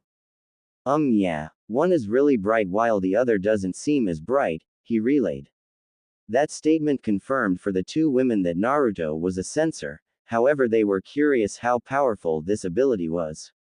He mentioned before that he could see the blue being manipulated to maybe he can even see a person actually molding their chakra. Naruto, I want you to follow the brighter patch as you meditate. Let me know if you can see any shifts in the patch. Okay, Oba-san. With that, the bigger patch started to slowly move away from him. After moving around for a bit, Naruto noticed that it seemed like the blue was gathering at a specific point before it was unleashed. A loud crack was heard and the gathered blue was gone. Naruto opened his eyes quickly to see that Tsunade was standing in front of a downed tree that looked like she just punched it. She was also standing where he had seen the bright blue patch in his mind. Naruto, were you able to follow the movement of the blue patch as well as when it became concentrated within it? Asked Tsunade. Naruto quickly nodded his head. Yeah. What was that? He asked quickly. Well, Gaki, it seems that you are a sensor nin. Meaning you can track chakra signatures, those are the blue patches you described. You can even see the chakra a person had being molded, which is uncommon for a sensor. Does that mean I have a super cool and unique skill? Asked an excited Naruto. Tsunade rubbed the top of his head. Yes, it does, Gaki. However, that means that your meditating clones will have to work on this ability since you may be able to take it further if you get used to it, she told him. Alright, let's get to it then. Shouted an excited Naruto. Alright, when you make your clones, send the group to where they are going to meditate. I'll give them their instructions then. In the meantime, have your other clones continue the route we have been using thus far. With a nod, Naruto created his clones and joined the ones that were punching the cliff. The group that was to meditate waited patiently for Tsunade to give them their instructions. Ever since he was able to get his large reserves under control as well as spending time with Shizune and Tsunade, his need for attention had fallen off a bit as well as his chakra-induced ADHD seemed to be a thing of the past. Now, instead of being a squirrel on caffeine, he was just an excitable 13-year-old, who Tsunade had to admit she was enjoying his company as well as him being her cuddle buddy, though she won't admit that part to anyone. Alright, listen up. When you are sensing the chakras around the area, I want you lot to focus on individual signatures before trying to look for groups. Focus on the molding of chakra in the patches. See if you can trace to where the chakra is being molded at and making the images clearer. I suspect that you could fully see a person's shape, not just the patch, if you can see the molding. Some of you, I want to spread your range as far as you can. Lock onto signatures of animals if you must. You will see, especially with this ability, that animals have their own chakra as well. Use them to work on practicing seeing far away targets that are well beyond your line of sight, she told them. With the instructions given out, the clones got to work. After a long day of training, Naruto was once again dragged to Tsunade and Shizune's hotel. He didn't mind it, he just wished she wouldn't carry him there. It was nice though. He felt safe and warm with Tsunade, though he still woke up a little tense that she would get angry with him because of how they woke up. But it was nice to not wake up in his lonely apartment. He liked that through his conditioning he was getting faster and lasting longer when he was training, especially the dodge training she always had him do after lunch and before their cool down. Their after training stretches still made him feel a bit heated in his chest, and he was certainly doing his best to hide the blushes he got when she smiled at him. As the trio entered the hotel room, Tsunade had something for him to work on. "Naruto," she called. He looked at her through tied eyes. "I want you to spend some time using your sensory ability to sense the people that walk by the hotel and track a group for as long as you can." Naruto looked at her like she was insane. He was really tired. How was he supposed to stay awake long enough to track a group of people in Konoha? She apparently knew what he was thinking, since she turned to him and said, "Naruto, just because you are tired isn't an excuse. When you are out on a mission, will you let your responsibilities to your team go simply because you are tired? Will you give up in a fight because you are tired?" These questions made him remember his training back in Wave. He had trained all through the night on multiple occasions just to get the tree walking exercise down. This was no different. With his mind set, he ran towards the bed before he was stopped by Tsunade. "Sit on the floor. You are still grungy from training and I don't think you want to sleep in sheets that will smell like your day of training, do you?" Naruto rubbed the back of his head sheepishly. He, you're right, Tsunade-chan," he replied, not thinking about the suffix. Naruto took a seat in the middle of the room before training his sensory ability. As Naruto rushed over to begin meditating, he didn't notice that Tsunade was developing a blush, however Shizune did. Tsunade-sama has changed since she has met Naruto-kun. For some reason she has been getting awfully close to him. It's like she is treating him as a younger brother and she didn't want to continue on that path as she didn't see the older woman treating anyone like that since her uncle's passing. That was why she constantly gambled and drank sake, to try and repress the memories of both Dan and Nawaki. But she isn't freezing at the sight of blood anymore. I mean, sure, she locked up when he cut his knuckles open or bled a little from dodging what she threw at him, but now it seems like she is over it. What has caused this change? What does Naruto-kun process that has helped Tsunade-sama? Questioned Shizune as she freshened up for bed. It would be another 2 hours before Tsunade would conclude Naruto's training for the day. Periodically she would look out the window and make sure that the targets Naruto was tracking were moving in the directions she could see. To her delight, he was starting to track his targets with decent clarity, though he did fall off eventually, though that was when they were beyond her sight. He could also tell if they were young or old as well. This proves his abilities indeed had a lot of room to grow. It would be the end of the second week of training that all three would experience a surprise that would shake both Naruto and Tsunade to their core and bring the two to becoming inseparable. The end of the second week came rather quickly for Naruto. He was happy about all the training he was receiving. The calisthenics were doing wonders for him. Chasing down the stylish pig forced his speed and agility to grow, as was the dodge training he was subjected to by Tsunade. He could see it in the mirror at the end of each week. His physique had improved from being just lean to lean with definition, especially since she had dramatically increased the amount of reps she had him do each day for his calisthenics. Heck, he could even clasp his hands behind his back by reaching from the top and the bottom of his back, which greatly excited him. His chakra control had gone up insanely well thanks to the first week, as well as his clones continuing to work on it through the second week. He could do the dumb Bunshin no Jutsu now. When he asked about it after training and the lessons from Shizune, Shizune explained that the jutsu use very little chakra as it is used to be diversionary jutsu as well as one taught to learning shinobi, so they would have some means of escape if they had ever come across a senior shinobi. This was especially true during the clan wars era that preceded the hidden villages, where very young children could be ambushed and killed almost how he and his team were by Zabuza. That amazed Naruto. Originally, he figured that the jutsu was useless as it was just an illusion, but if it could save lives then he could definitely see it as useful in such a situation. When it came to his super strength, he was making a lot of progress. Though he didn't like using so little when he started, when he received the memories of a clone about to lose its arm as it go a little ambitious in using more chakra than Tsunade told him to use. He had chills running down his spine from that one for the whole day. He also greatly listened to Tsunade when she told him what to do when practicing the super strength jutsu.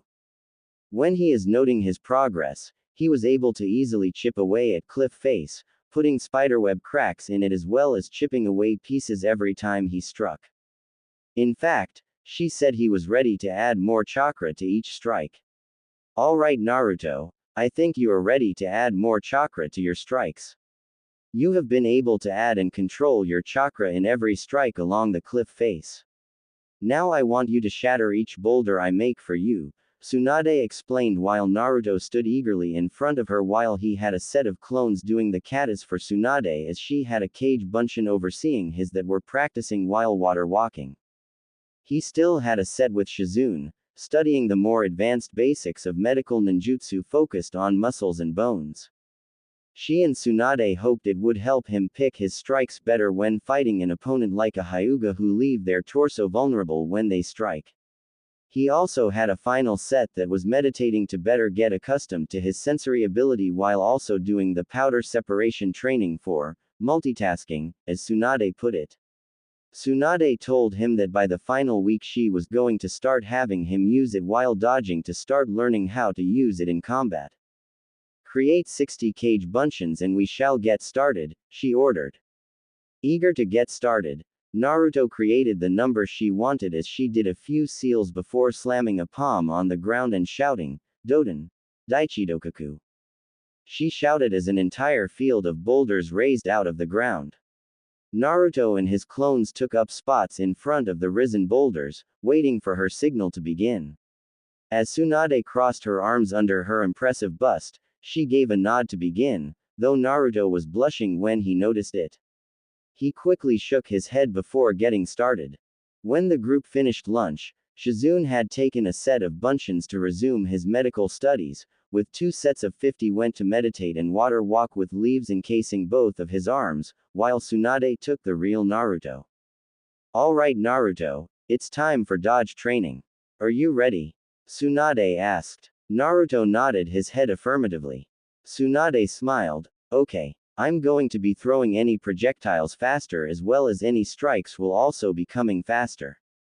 There will be times I will use my enhanced strength. You will need to use your sensory ability to determine which strike is enhanced so you learn to use the ability in combat. Naruto nodded eagerly with a smile on his face in anticipation for Tsunade's training. The dodge training had been going on for almost 4 hours now and Naruto was getting a little slower as Tsunade kept ramping up the intensity. Sweat was pouring down his brow as he took in gulps of air between each reprieve at this point. Dodging a quick side kick by jumping back, creating distance between himself and Tsunade. Much to his terror Tsunade used her incredible strength to rip a boulder out of the ground, which she hurled at him with insane speed. Naruto went wide-eyed at the incoming projectile. From the speed it was traveling, he was quickly learning he couldn't dodge this. Firming his resolve, Naruto concentrated his chakra to his fist as he prepares to destroy the incoming projectile.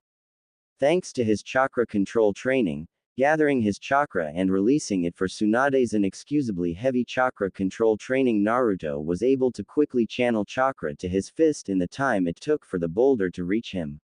Naruto threw his fist forward to smash the boulder, only he was not expecting what accompanied his fist. From his chest, following the path of his fist, were several spiked, golden glowing chains that had spear tips as the leading link on every chain. The chains assisted in utterly destroying the incoming projectile. This stunned everyone. Tsunade went wide-eyed at what she saw, while Shizune and his bunshins turned to the sound of the chains clinking as they extended. Naruto stared in awe at the chains that came from his chest. Wow, this is so cool. Hey Tsunade Oba-chan, what is this? Is it a Kekkei Genkei? He asked in rapid fire. Tsunade stood frozen. Seeing a blonde with the chains she had known her niece, Kushina, to have along with his other features confirmed his parents to Tsunade. While Naruto was enjoying his new power, Tsunade walked slowly toward the energetic blonde, eyes wide with robotic steps. Just as she reached him, his golden chains receded into his body. Naruto looked up. Seeing Tsunade's expression, he asked, "Oba-chan, are you okay?" Tsunade knelt down to his level, before pulling him into a powerful hug, shocking Naruto. "Oba-san." Tears ran down her cheeks. "We are not alone, Naruto," she said through her tears. This shocked Naruto. "What do you mean, Oba-chan?" Tsunade continued to hold Naruto close as she said the words that Naruto would never let go of. "I know who your parents are. In fact, I am your biological Oba-san," Tsunade told him. Naruto was shocked. He had family, the one thing he wanted above anything. Naruto slowly raised his arms, returning the hug Tsunade was giving him as his own tears began to flow. "See, can you tell me who my parents were?" he asked softly. Tsunade nods as she pulls away. "Your Ka-chan's name was Kushina Uzumaki," she started. "She was a tomboy, especially when pushed," she started to tell him, effectively calling practice to a close for the two. As she talked, Naruto sat next to Tsunade, leaning into her as she had an arm wrapped around his shoulder. She squeezed his shoulder tightly as he broke down when he was told that his father was the Yondaime. Naruto was crying into Tsunade's shoulder. "Why?" he whispered. "Why did he seal the Kyuubi into me?" Tsunade was unsure of what to say that could alleviate the boy she held close in her arms. Deciding to talk about how she knew him, Tsunade spoke. "They loved and trusted you above anyone else that could bear this burden. He and your Ka-chan loved you greatly. And while I believe Kushina would have never wanted you to carry the same burden she did, your two-san would have trusted you to be strong enough to handle it, and from what I see he was right," she said as she kissed his forehead. Naruto stared up at Tsunade with wide eyes as tears trickled down his cheeks. He latched onto the arms that were wrapped around his waist, holding them close. Tsunade leaned into his back while holding him tightly, showing as much comfort as she could to her grandnephew. After Naruto had calmed down, Tsunade continued to tell Naruto about his parents. "One skill your parents were highly proficient in was Fuinjutsu. For your Ka-chan it was expected. After all, those of Uzumaki descent find themselves predisposed to learning the art, claiming that it comes naturally to them. Your two-san, who was not an Uzumaki, was just as proficient, so who knows, maybe you are too. Would you like to find out?" Naruto thought about it. If he was to study, then he would be closer to his parents in some way. That was enough of an excuse for him to give him his answer. "Yes," he all but shouted with a vigorous nod. Tsunade began to pet his head. "Then we shall get started tomorrow," she tells him with a brilliant smile. Despite Naruto learning about his parents, the day quickly came to a close. He was greatly worn out, falling asleep in Tsunade's arms. If he was awake, he would feel embarrassed from resting his head on Tsunade's bust. Despite his position, Tsunade carried the sleeping blonde back to the hotel to lay him down to rest. As she carefully placed Naruto in the bed they shared, Tsunade went out of the hotel in a henge to gather the supplies for Naruto to begin learning Fuinjutsu. If he has his parents' skill in the field, he could definitely learn a skill like applying seals with chakra in no time. As she held him that night, the sensation that Tsunade has been feeling since she had met this boy was becoming stronger. Instead of reminding her of Dan, it was stronger, making her more possessive of the young blonde. As she returned to the hotel, she noticed Naruto still asleep in bed, and based on what she could see, he had presumably woken up to get ready for bed, with Shizune coming out of the shower. "Ah, Tsunade-sama," she said in a whisper, "the shower is free and ready for you." Tsunade gave a nod of appreciation and acknowledgement to her apprentice's statement before setting down her recent purchase and heading into the shower. When she came out, Tsunade noticed Shizune and Tonton had taken to their own bed and were breathing softly. She herself climbed into bed, though this time she didn't bother to sleep a sheet above Naruto. Stroking his cheek lightly, she was surprised when he rubbed against her hand as a small smile seemed to form as he slept. Smiling lightly, Tsunade wrapped an arm around the boy, pulling him into herself, causing him to snuggle into her. Normally she would beat any man that would try what the sleeping blonde had done, however for him she merely kissed the top of his head before she too fell asleep. The light of the morning sun had shone brightly through the now open window of the hotel room that Tsunade and Shizune were using.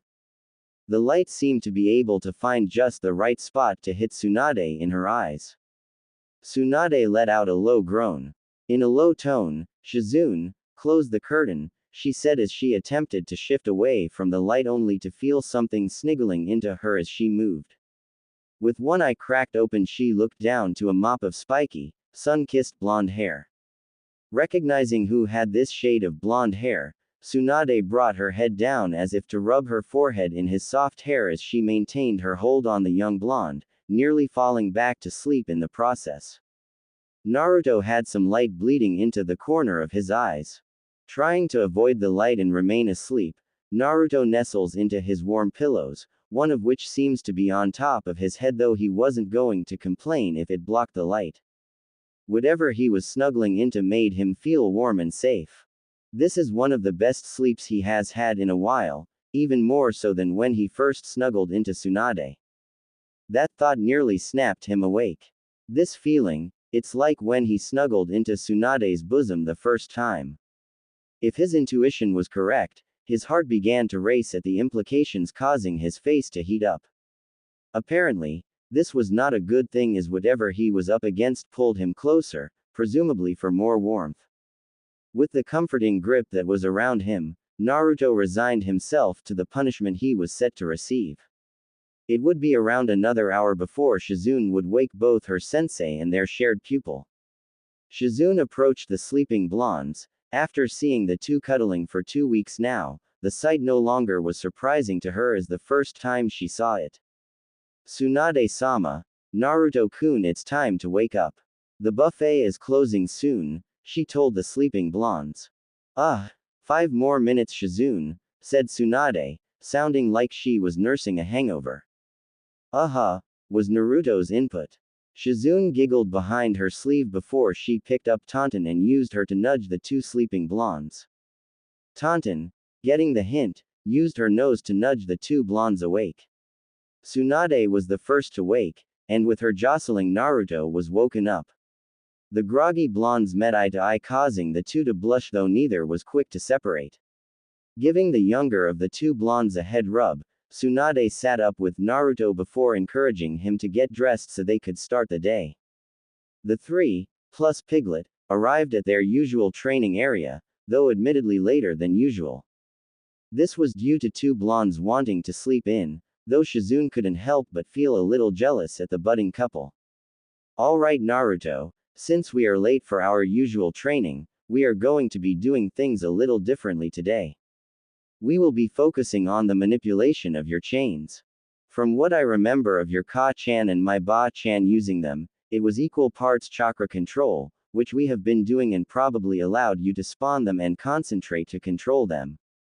Both Kushina and Mito could alter their movement so that if an opponent dodged their chains, they could have the chain move to follow them or even stop them to make sure an ally wouldn't be harmed." Naruto was in awe of his Ka-chan's skill and his grand dance. No matter, to hear their prowess with their chains and was giddy to get started to surpass his family members. "Now to start your training, we will have you use 1 to 2 chains at a time, having them move in sync before we have you try to move them independently. The next step will be to have you walk while they are acting, since keeping you stationary will make you a sitting duck." Naruto barely managed to keep his excitement contained. If not for his prior training with Tsunade, he would be shouting and bouncing around until she clobbered him. Now, however, he was giddy to get started without doing something that would make a scene. It was a few hours of training before lunch was called. As per the new norm, Naruto was sitting closer to Tsunade as the four partook of their lunch. "You're doing great with your training Naru," commented Tsunade.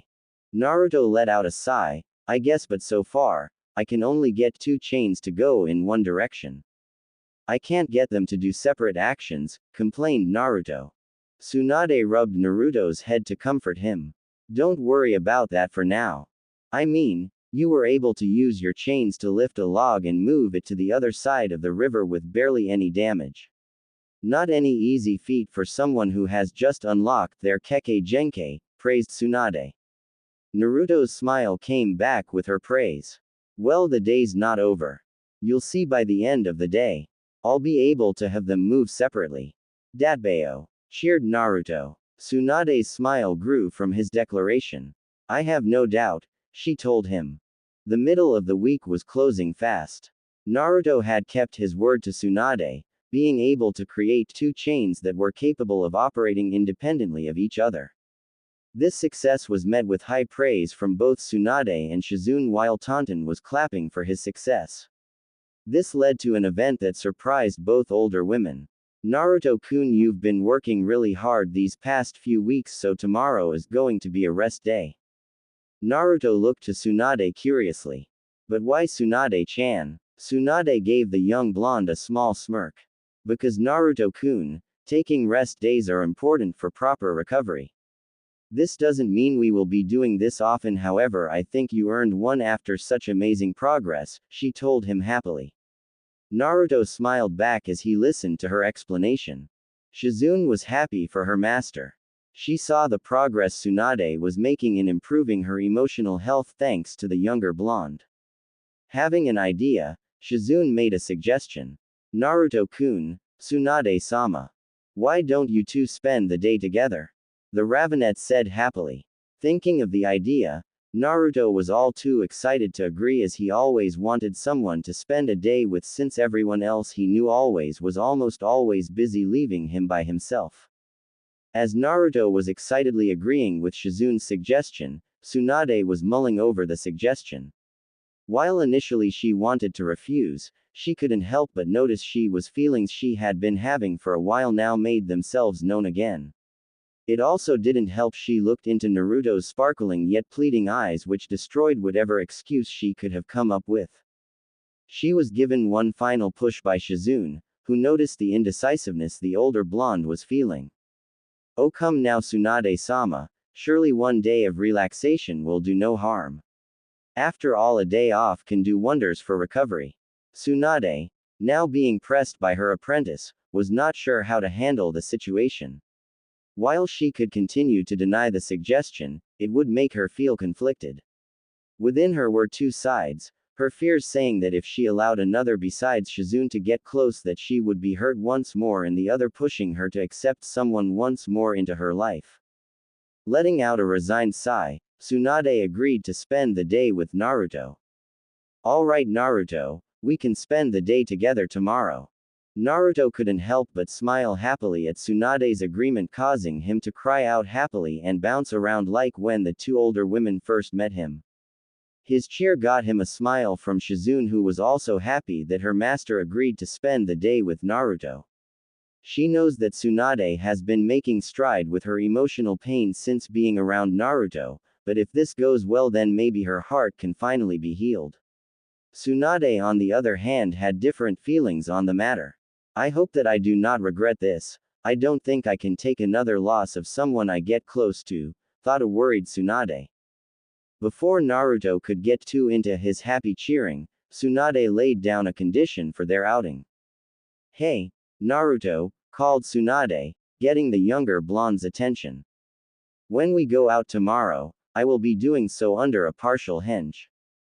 This completely stunned the boy. He couldn't figure why she would do that. Unless she didn't want to be seen with him. Before these thoughts could take hold, Tsunade explained herself. As you know, I am a celebrity across the village, and if people see me across the village, then we will have no privacy to ourselves, which will spoil the mood as people interrupt us to talk to me. If we are going to spend the day together relaxing, then I want it to be just us and no one spoiling the mood by trying to get in the middle of us. Hearing her explanation sort of lifted his spirit. At least she wasn't embarrassed to be seen with him in public. That being said, she continued, I will be only changing my hair color and hiding the mark on my forehead. I realize how bad it would be for me to hide my appearance when we are supposed to spend the day together, she stated with a smile. With the day coming to a close, the trio and Piglet made their way back to the hotel. By the way, stated Tsunade, after your shower this evening I want to check your progress on the seal I told you to start making on your forehead. Your chakra control and super strength training hasn't appeared to be hampered by the multiple areas you are channeling chakra to, but I want to see how far along you are with it. Naruto gave an affirmative nod. He, well that's because I have the best senseis as well as the prettiest, replied a cheerful Naruto. Tsunade found a light dusting of pink coloring her cheeks at the compliment. Luckily Naruto had his eyes closed so he failed to notice, though Shizune and Tonton were not so oblivious. Once Naruto's chakra control was at a desired level, as well as learning he was family, Tsunade had begun Naruto's instruction in one of her other original jutsu that used the Byakugo on-in of the Uzumaki clan, Sozo Seisei.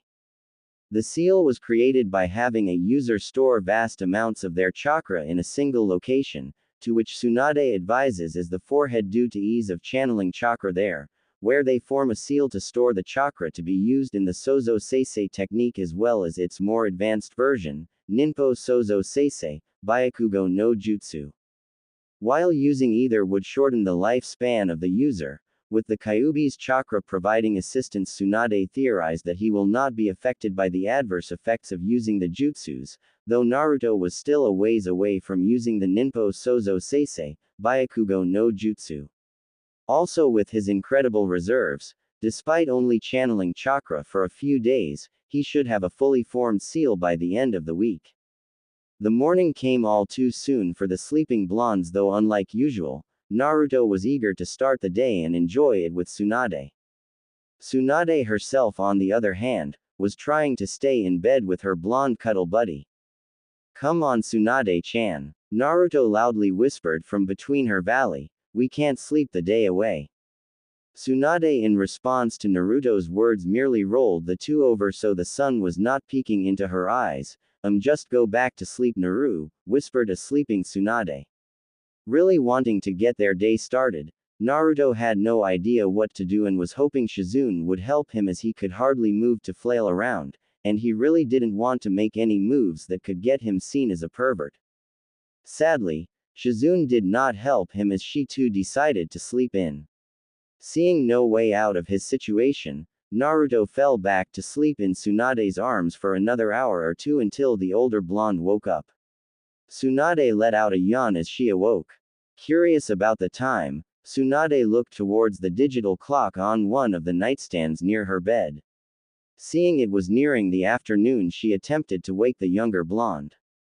Hey, Naruto, said awaking Tsunade as she shook his shoulder while releasing her hold on him. I thought we were going to spend today together, she reminded him. This jolted the younger of the two awake, causing him to blink his eyes wearily as he stretched and said, Good morning Tsunade-chan. Good morning Naruto-kun. Don't stay in bed too long.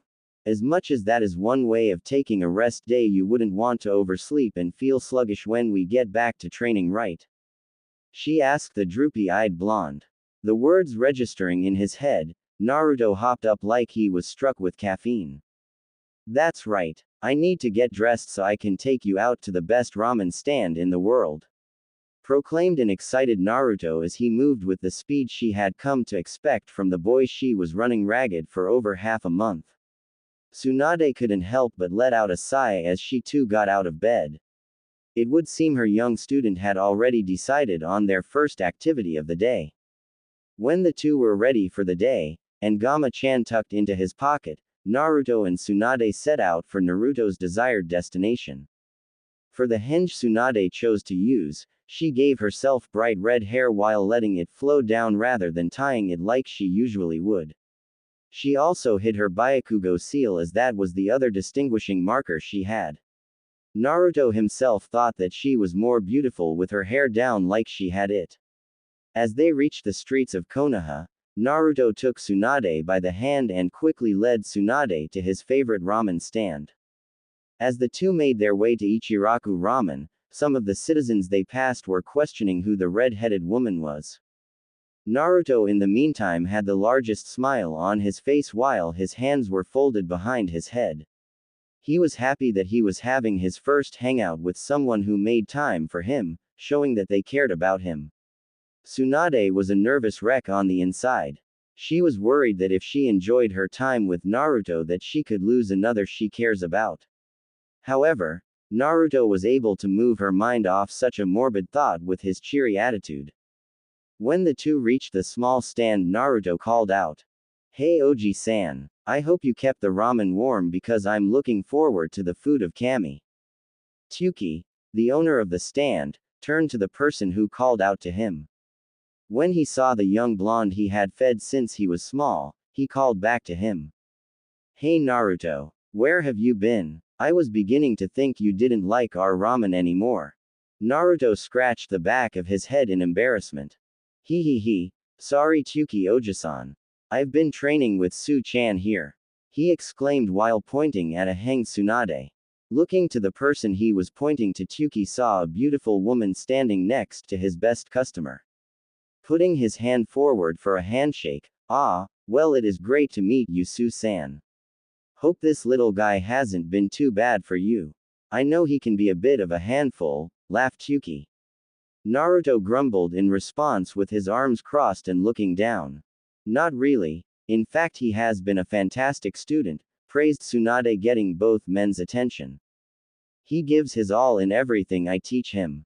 Even when he doesn't understand, he has been willing to ask questions so he can better himself. In fact, he has even taken to learning Fuinjutsu and Iryo Ninjutsu very well for someone who had just began learning the arts," praised Tsunade as she rubbed Naruto's head affectionately. Naruto smiled at Tsunade's praise while a light dusting of pink appeared on his cheeks. Hearing the name of the young blonde, Tsuki's daughter, Ayame, came from the back to meet her Otudo. "Hey Naruto," she called cheerfully, "it's great to see you. Have you gotten taller?" Naruto grinned at his Oni-chan. Yep. It's all thanks to Su-chan. She got me eating healthier to help me as a shinobi." Tsunade nodded at his words, proud that he remembered what she taught him. "Yep. What was it I told you?"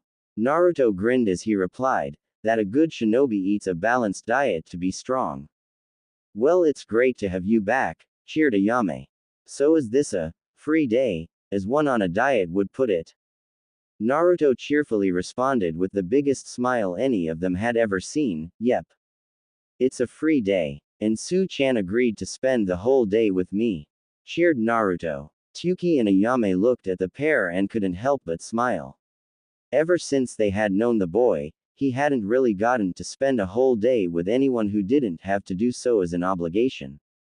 Normally he would spend most of his days alone unless he happened to run into someone he knew, and even then, they wouldn't spend all that much time with the boy like they would with their friends. "Well, since this is a free day, what can I get you too?"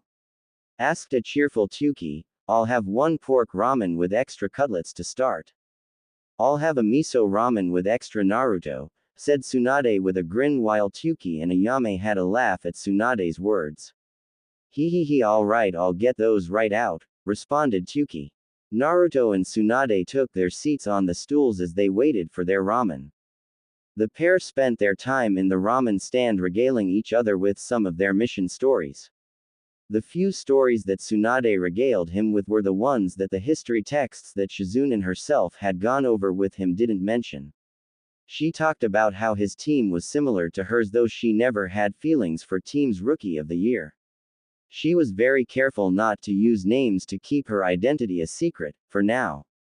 Tsunade told Naruto about the time when she and her team were pinned down by some Iwa shinobi.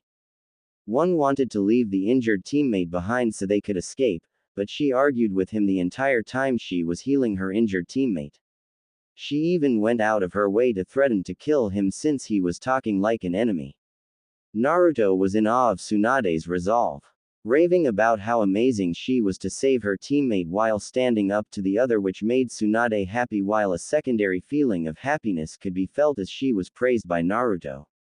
Naruto then took his turn and told her about how he befriended Konohamaru, which got him a punch to the head for making his perverted jutsu, even if she had to admit that it did work. He also told Tsunade of his mission to Wave. Tsunade held her breath each time when he mentioned when he nearly died on the mission. It was the time that he was nearly killed by the demon brothers, the time he was punted by Zabuza, and held in Haku's mirrors. Though she did get angry when he told her that it took an A-ranked mission for his team to learn tree walking. She was so mad that she radiated a threatening aura that seemed to scare everyone within 15 meters of her but Naruto. He told her about Inari's rant about how he didn't know about suffering. What really got under his skin was that he spent his time crying rather than pushing forward. Tsunade internally winced at that. She was much the same way before she met Naruto. Drowning her sorrows in alcohol and gambling before she met Naruto. He then told her about how he heroically saved Inari and Tsunami from two brutes that tried to kidnap them. Then he told her about the fight on the bridge and how he thought he lost Sasuke. He even told her about how he made his Nindo based on Haku's devotion to his precious person. By the time they finished their stories, Naruto paid the bill, and the shinobi left the restaurant, waving goodbye to the ramen stand owners. After their time at Ichiraku, the pair noticed it was nearly late in the afternoon. They certainly spent quite a bit of time at Ichiraku Ramen. Hey Naruto. You mind if we visit a spot I used to spend some time at when I used to live here in Konoha? Naruto shook his head saying that he didn't mind at all. As the pair made their way to Tsunade's spot, the two were stopped when a shout was directed toward Naruto. Hey boss. Behind them, Konohamaru had called out to Naruto as he and his friends ran up to the two. Hey boss, who's that? Asked Konohamaru. This, said Naruto pointing to Tsunade, he was cut off by Tsunade. Hello, I am Mito, it's a pleasure to meet you, she said as she looked down to the three children. Recognizing the boy from Naruto's description, Tsunade knew who the brown-haired boy in front of them is. So you are this Konohamaru I have heard about from Naruto-kun. Konohamaru smiled as he happily confirmed his identity. The two shinobi then looked behind Konohamaru. Hey Kono, who are your friends? Coming back to his senses from Tsunade's praise with a shake of his head, Konohamaru and his friends began to introduce themselves. I'm Moegi, the prettiest girl in preschool. Check me out. The other boy went next. I love math. I'm Udon. Despite being known by the two shinobi, Konohamaru joined in, the most brilliant shinobi in the village. Konohamaru. In unison they concluded their introduction. Together the three of us are, the Konohamaru Corp. They shouted as they took up Super Sentai poses. An awkward moment of silence passed before Moegi broke it when she fully took in the hang Tsunade's appearance. Wow, you're really pretty. This got the girl a smile from Tsunade. Yeah, she is quite big, giggled Konohamaru as his gaze was a little lower than Moegi. Naruto, taking great offense to Konohamaru leering at Tsunade, proceeded to smack him in the back of his head before Tsunade got the chance to beat the growing pervert out of him. Hey, what was that for, boss? You were acting like a pervert towards Mito-chan. Don't do that. He shouted defensively. Why? Is she your girlfriend or something? Tsunade had her eyes closed as there was a look of annoyance on her face, though there was the slightest hint of pink dusting her cheeks that three academy students weren't going to notice while Naruto frantically shook his hands back and forth rapidly. No. She's my sensei and we are just hanging out together since this is a rest day. Explained the younger blonde. Oh, the kids all said. However, unknown to all, Moegi was really into romance stories, so she wanted to help her boss with his romance life since the last girl he was with chased Konohamaru with the intent to beat him up. Figuring Mito was a better pick, she grinned deviously inside as she put her plan into action. Well, we wouldn't want to keep you. Moegi grabbed Konohamaru and Udon by their wrists and pulled them away as she ran from the older pair. Bye, boss, she shouted over her shoulder. Have fun on your date. She shouted all the while Konohamaru and Udon were protesting being dragged away. Tsunade and Naruto looked on awkwardly as the young kids ran away, though there was the barest hints of their heart rates accelerating in their chests at Moegi's words. Seeing as how they were alone again, Tsunade suggested they keep walking. The pair made their way to a spot Tsunade used to visit when she lived in the village. To Naruto's surprise, they were in a lush garden of flowers that rolled over several hills, making the place seem like something of a dream. Come on, Naru-kun, there is a perfect spot I used to lay and watch the clouds to enjoy the calm, she said as she dragged him along. The two stayed there, lying near ear to ear as they watched the clouds. As the warm sun beat down on the budding couple, the serenity of the moment caused them to fall asleep in the field. It would be a few hours before the couple would awake. As they stretched, Naruto positioned himself to lean against Tsunade's back. Feeling him pressing into her, she placed her hand over his, giving it a light squeeze. They both smiled at the contact. Hey, Naruto-kun. I want to give you a new technique. This one that me and my teammates are known for, she said as she stood to her feet. They turned to face each other. Are you talking about summoning? Quote, asked an excited Naruto. Tsunade nodded her head before going through some hand signs and biting her thumb. Once she slammed her hand on the ground, a complicated seal array formed from the point of contact followed by a puff of smoke. When the smoke cleared, Naruto was greeted to the sight of a horse-sized slug. The slug was a soft magenta with butterscotch orange stripes that ran along its length. Naruto was in awe. He had never seen a summon before, so he was practically on cloud 9. Slowly the slug began to cough something up. It seemed to be the end of a scroll. When the scroll left its mouth, Tsunade unfurled it in front of Naruto. She placed the large scroll on the ground, allowing Naruto to see some of the signatures of the contract signers like Tsunade and Shizune. Naruto looked back up at Tsunade, a silent question in his eyes. Yes, Naruto-kun, I would like you to sign the slug contract. I believe that with your current chakra levels and control you should be able to summon 1/20th of Katsuyu, stated a confident Tsunade. Naruto began to tear up slightly. This is the second gift he has received, with the first being his green goggles he used to wear that he received from Tsuki and Ayame. From his lessons with Shizune, he learned how closely guarded summon contracts were, so to receive one was a great honor and seen as a gift from the one who is the current holder. Tsunade brought Naruto into a hug, which he returned, and gently rubbed his back as he let loose a small amount of tears. When Naruto calmed down, he proceeded to sign the contract with Tsunade's instructions. Sign your name in the column next to Shizune in blood. When that is done, seal it by placing the bloody fingerprints of the hand you wish to use to cast the jutsu with. Be sure to place them all at once. With the contract signed, the two waited until it dried before it was rolled back up.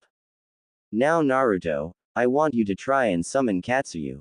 Channel your chakra to your hand, and once it makes contact with the surface you slam your hand on, release it all at once, like how you perform the enhanced strike, understand? Naruto gave a nod of affirmation before taking a few steps away from Tsunade. When he was a few paces away, Naruto went through the hand signs Tsunade had shown him, biting his thumb and slamming his hand on the ground with a cry of, Kuchio's no jutsu. A seal array formed followed by a puff of smoke. When it cleared, Naruto was standing atop a Katsuyu that was 1/20th her full size. Naruto looked down to see his success. He let out a loud cheer while Tsunade looked up with a smile, happy that Naruto succeeded. She touched the gem around her neck. Maybe, just maybe, she thought. Katsuyu looked to the top of her head, seeing the short blonde dancing on her head. You must be the new summoner, she said, causing Naruto to stop his dancing and address Katsuyu. Yeah, I am. It's great to meet you, Katsuyu. I am happy to see Tsunade-sama is opening to others and taking another apprentice. Yeah, she's great, praised Naruto with a wide grin. Tsunade herself couldn't hear Naruto's response, but if she guessed his answer to Katsuyu's question, it made her smile. Well, I look forward to working with you. Call me when you have need of me, Naruto-san. When you have a free moment, you may also call me so I may go over the abilities I possess with you, or you can ask Tsunade-sama if you wish. Naruto gave it a thought before Tsunade spoke up. Sorry, Katsuyu, but that lesson will have to wait for tomorrow. He needs his rest so that he may give his all in his training for the Chunin exam finals that are set a week and a half away, spoke Tsunade. Katsuyu looked down towards Tsunade. Of course, Tsunade-sama. I apologize if I am taking up your time, apologized Katsuyu. Do not worry about it, Katsuyu. You have nothing to apologize for. We called you and I am happy that Naruto-kun was able to summon you at the same size I can. Katsuyu noticed Tsunade's smile. I am happy to see you smile again, Tsunade-sama, thought Katsuyu.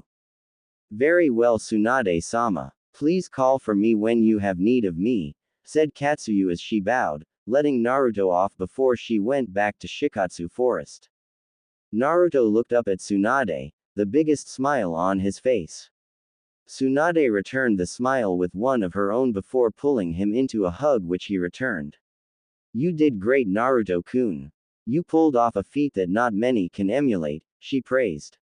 After receiving a smile from Naruto, of course, you're the greatest sensei ever.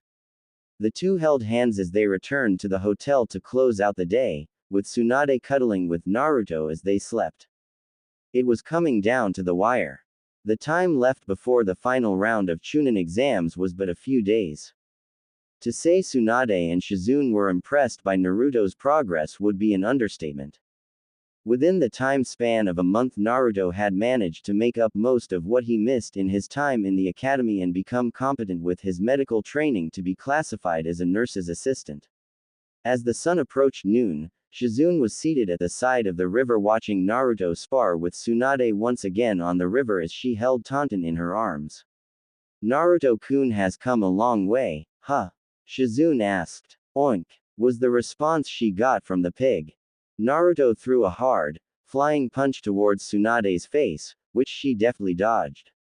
As Naruto's fist flew past her face, Tsunade delivered a heavy elbow strike to Naruto's face. With his improved chakra control, Naruto was able to perform a seal-less kawarimi with a cluster of river rocks. Despite striking a cluster of rocks, the enhanced strike carried with it a massive amount of explosive force, turning the rocks into a cluster of projectiles. As the stones landed with a crash, Naruto set forth a flurry of chains to ensnare Tsunade. Feeling the chains coming from her blind spot, Tsunade weaved through the attack. As she expanded the distance between the two of them, Tsunade grabbed a stone from the river. As she spun around one of the chains, she threw the smooth stone with such force and precision that when it struck Naruto in the forehead, it knocked off his Hitai-8. Being stunned from the strike, Naruto's chains wavered in their assault, which Tsunade took full advantage of. Tsunade rushed forward at breathtaking speeds that even a Jonin like Shizune was hard-pressed to follow. When she came to a stop, her fist was less than a centimeter from Naruto's face as a rush of wind blew past them, throwing up a decent-sized wave and wake in the river. As he saw the fist coming, Naruto closed his eyes in anticipation for the hit that would no doubt send him flying. However, instead of a fist, he felt a light touch on his forehead before he was lightly pushed back. Opening his eyes as he stepped back, Naruto saw Tsunade smirking at him with her right index finger pointed toward him. Placing her hand on her hip, Tsunade began to critique his performance. You did good, though. Why did you use so many chains? She asked with a quirked eyebrow. Rubbing the back of his head sheepishly, well, I was hoping to overwhelm you before you could retaliate. Letting out a sigh, Tsunade continued, while good in concept, making so many is impractical. You made so many you became a stationary target. As a medic or being a shinobi in general, staying stationary is not a good position to be in. As I showed you just now, a stationary target is a dead target, she reprimanded. Naruto looked down to the river in shame. Before his negative thoughts could rear their ugly heads, Tsunade elaborated further. If you were setting up a barrier or even tying something like a biju down, then it would not have been as bad a decision. However, if you are going to employ such a tactic, you need someone to distract your target for you. If you had used your cage bunshin as well, then you may have more success, she advised. Taking the suggestion to heart, Naruto kept the strategy in his mind of later use. To continue her critique, She had him take a seat on top of the river. Now for a confrontation with a foe who is faster than you, keep to your 6 chains. I know you can make more, but more than 6 has shown to keep you. You use them, keep at least 2 near you to act as deterrents to opponents or even as shields in the event someone gets too close, similar to that Gaara kid. Your chains are both strong and fast with the bonus of being able to shut down an opponent's chakra. Don't be afraid to take advantage of this to land a devastating blow on an opponent they catch. Naruto gave a nod at each point she made. Naruto was curious about something though. Nay, Tsunade-chan. How come that rock felt more solid? I mean, it didn't explode into dust when it hit me. Tsunade gave a smile at that. His eagerness to learn has become more manageable since they have been able to calm the storm that is his chakra. That was elemental manipulation, specifically Doden. I am sure you remember your lecture on nature transformations from Shizune. Naruto gave a nod. Yeah, there are 5 primary and many Kekkei Genkai versions that combine elements for different transformations like Hyoten from Haku, replied Naruto. Very good. Now what I did was a basic elemental transformation where I imbued an object with the chakra of an element, in this case Doden, where the object took on the properties of that element. Like making the rock sturdier. Naruto was in awe at this point. He was really hyped to start this kind of training. Nay, Tsunade-chan, can I start my elemental manipulation training? Exclamation mark. Can I? Naruto asked as he was bouncing on the top of the river, causing small waves as he got more excited. Tsunade put a hand on his head to keep him from bouncing. Not today, Naru-kun, she told him. Naruto looked nearly crestfallen. The finals are less than 2 days away. I told you that today we are going to be sparring and reviewing the skills you have learned this month, while tomorrow is a day of rest and clearing your mind. However, after the exams we can begin your elemental manipulation training, okay? While sad that he can't start his training today, he was more than excited to learn that he can start it after the exams. Thinking about the finals and Tsunade's aversion to being seen, Naruto asked a question. Tsunade-chan, are you, Shizune and Tonton going to be there? Tsunade thought about the question. On one hand, she didn't want to stay in Konoha. The scars she has of losing her clan and lover to the wars Konoha was a part of weight on her. On the other hand, her time with Naruto had taken away a lot of this pain. She slept better, did not feel the need to bury herself in her vices, and according to Shizune was smiling more. She knew she couldn't bring Naruto with her if she left. He was also the only biological family she had left. Could she leave that? Shizune herself was curious about the answer to the question. If they stayed, it would mean that they would have a permanent home once again. It could also mean that Tsunade could fully heal the scars that plagued her mind and heart of Konoha. Tsunade came to a conclusion, one marked by a near imperceptible twitch of her lips that Shizune almost missed. That will be something you will have to see, replied Tsunade. Shizune could tell what her answer was from what she saw but chose not to say anything. Naruto though looked a little sad. He was hoping to beat Neji not just to avenge Hinata but to show his Oba-chan that her time training him was time well spent. Naruto, let's get back to it. We still have a lot of time to practice before we call the day to a close, she reminded. Not wanting to end the day on a sour note, Naruto stood once again, ready to bring his A game when he fights Tsunade. Yeah, let's go, he shouted as he leapt to his feet. Naruto was nearly dead on his feet. He had been sparring with Tsunade nearly all day and she wasn't taking it easy on him. Every time he made a move, she made sure to point out the holes in his guard while leveling devastating strikes at him that shook the ground with each blow. He wasn't entirely helpless, however. He took her suggestion about using his chains with his Kaga Bunshins into account, employing that strategy whenever he used more than 6 chains. At one point she did a henge when the area was covered in smoke. Not knowing who to strike allowed Tsunade to dispel the Bunshins all at once by washing the clones away with a sweetened jutsu. When they talked after the jutsu subsided, Tsunade told Naruto, When you find yourself in a situation where you cannot locate your enemy, don't be afraid to utilize your sensory ability. We trained it well, so use it if you need to. Naruto had complained for a while after that one, berating himself for not using a skill that they found could literally allow him to see individuals by their chakra, showing him a person's shape based on what their chakra showed him. He could even feel the overall personality of a person when using it as well as where they are molding their chakra. Once he was done smacking his forehead, they had gotten back to it. With the last of his strength, Naruto charged Tsunade, channeling the last of his chakra to his feet for a strong push to fly at her. Tsunade was not surprised by this move. She had seen him do it a few times before, so she prepared herself. Instead of launching a punch, Naruto threw an upward kick. Though surprised, Tsunade reacted quickly by blocking low before forcing his foot down to the water.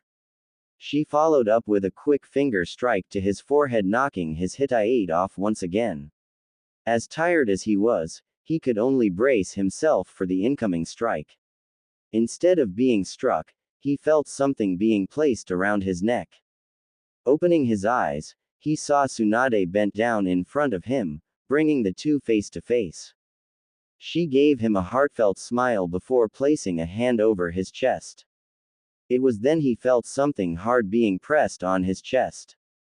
Before he could look down, Tsunade spoke to him. "Remember this, Naruto, I am trusting you with this. I believe in you," she told him. Naruto looked at her with wide eyes, but she wasn't done talking.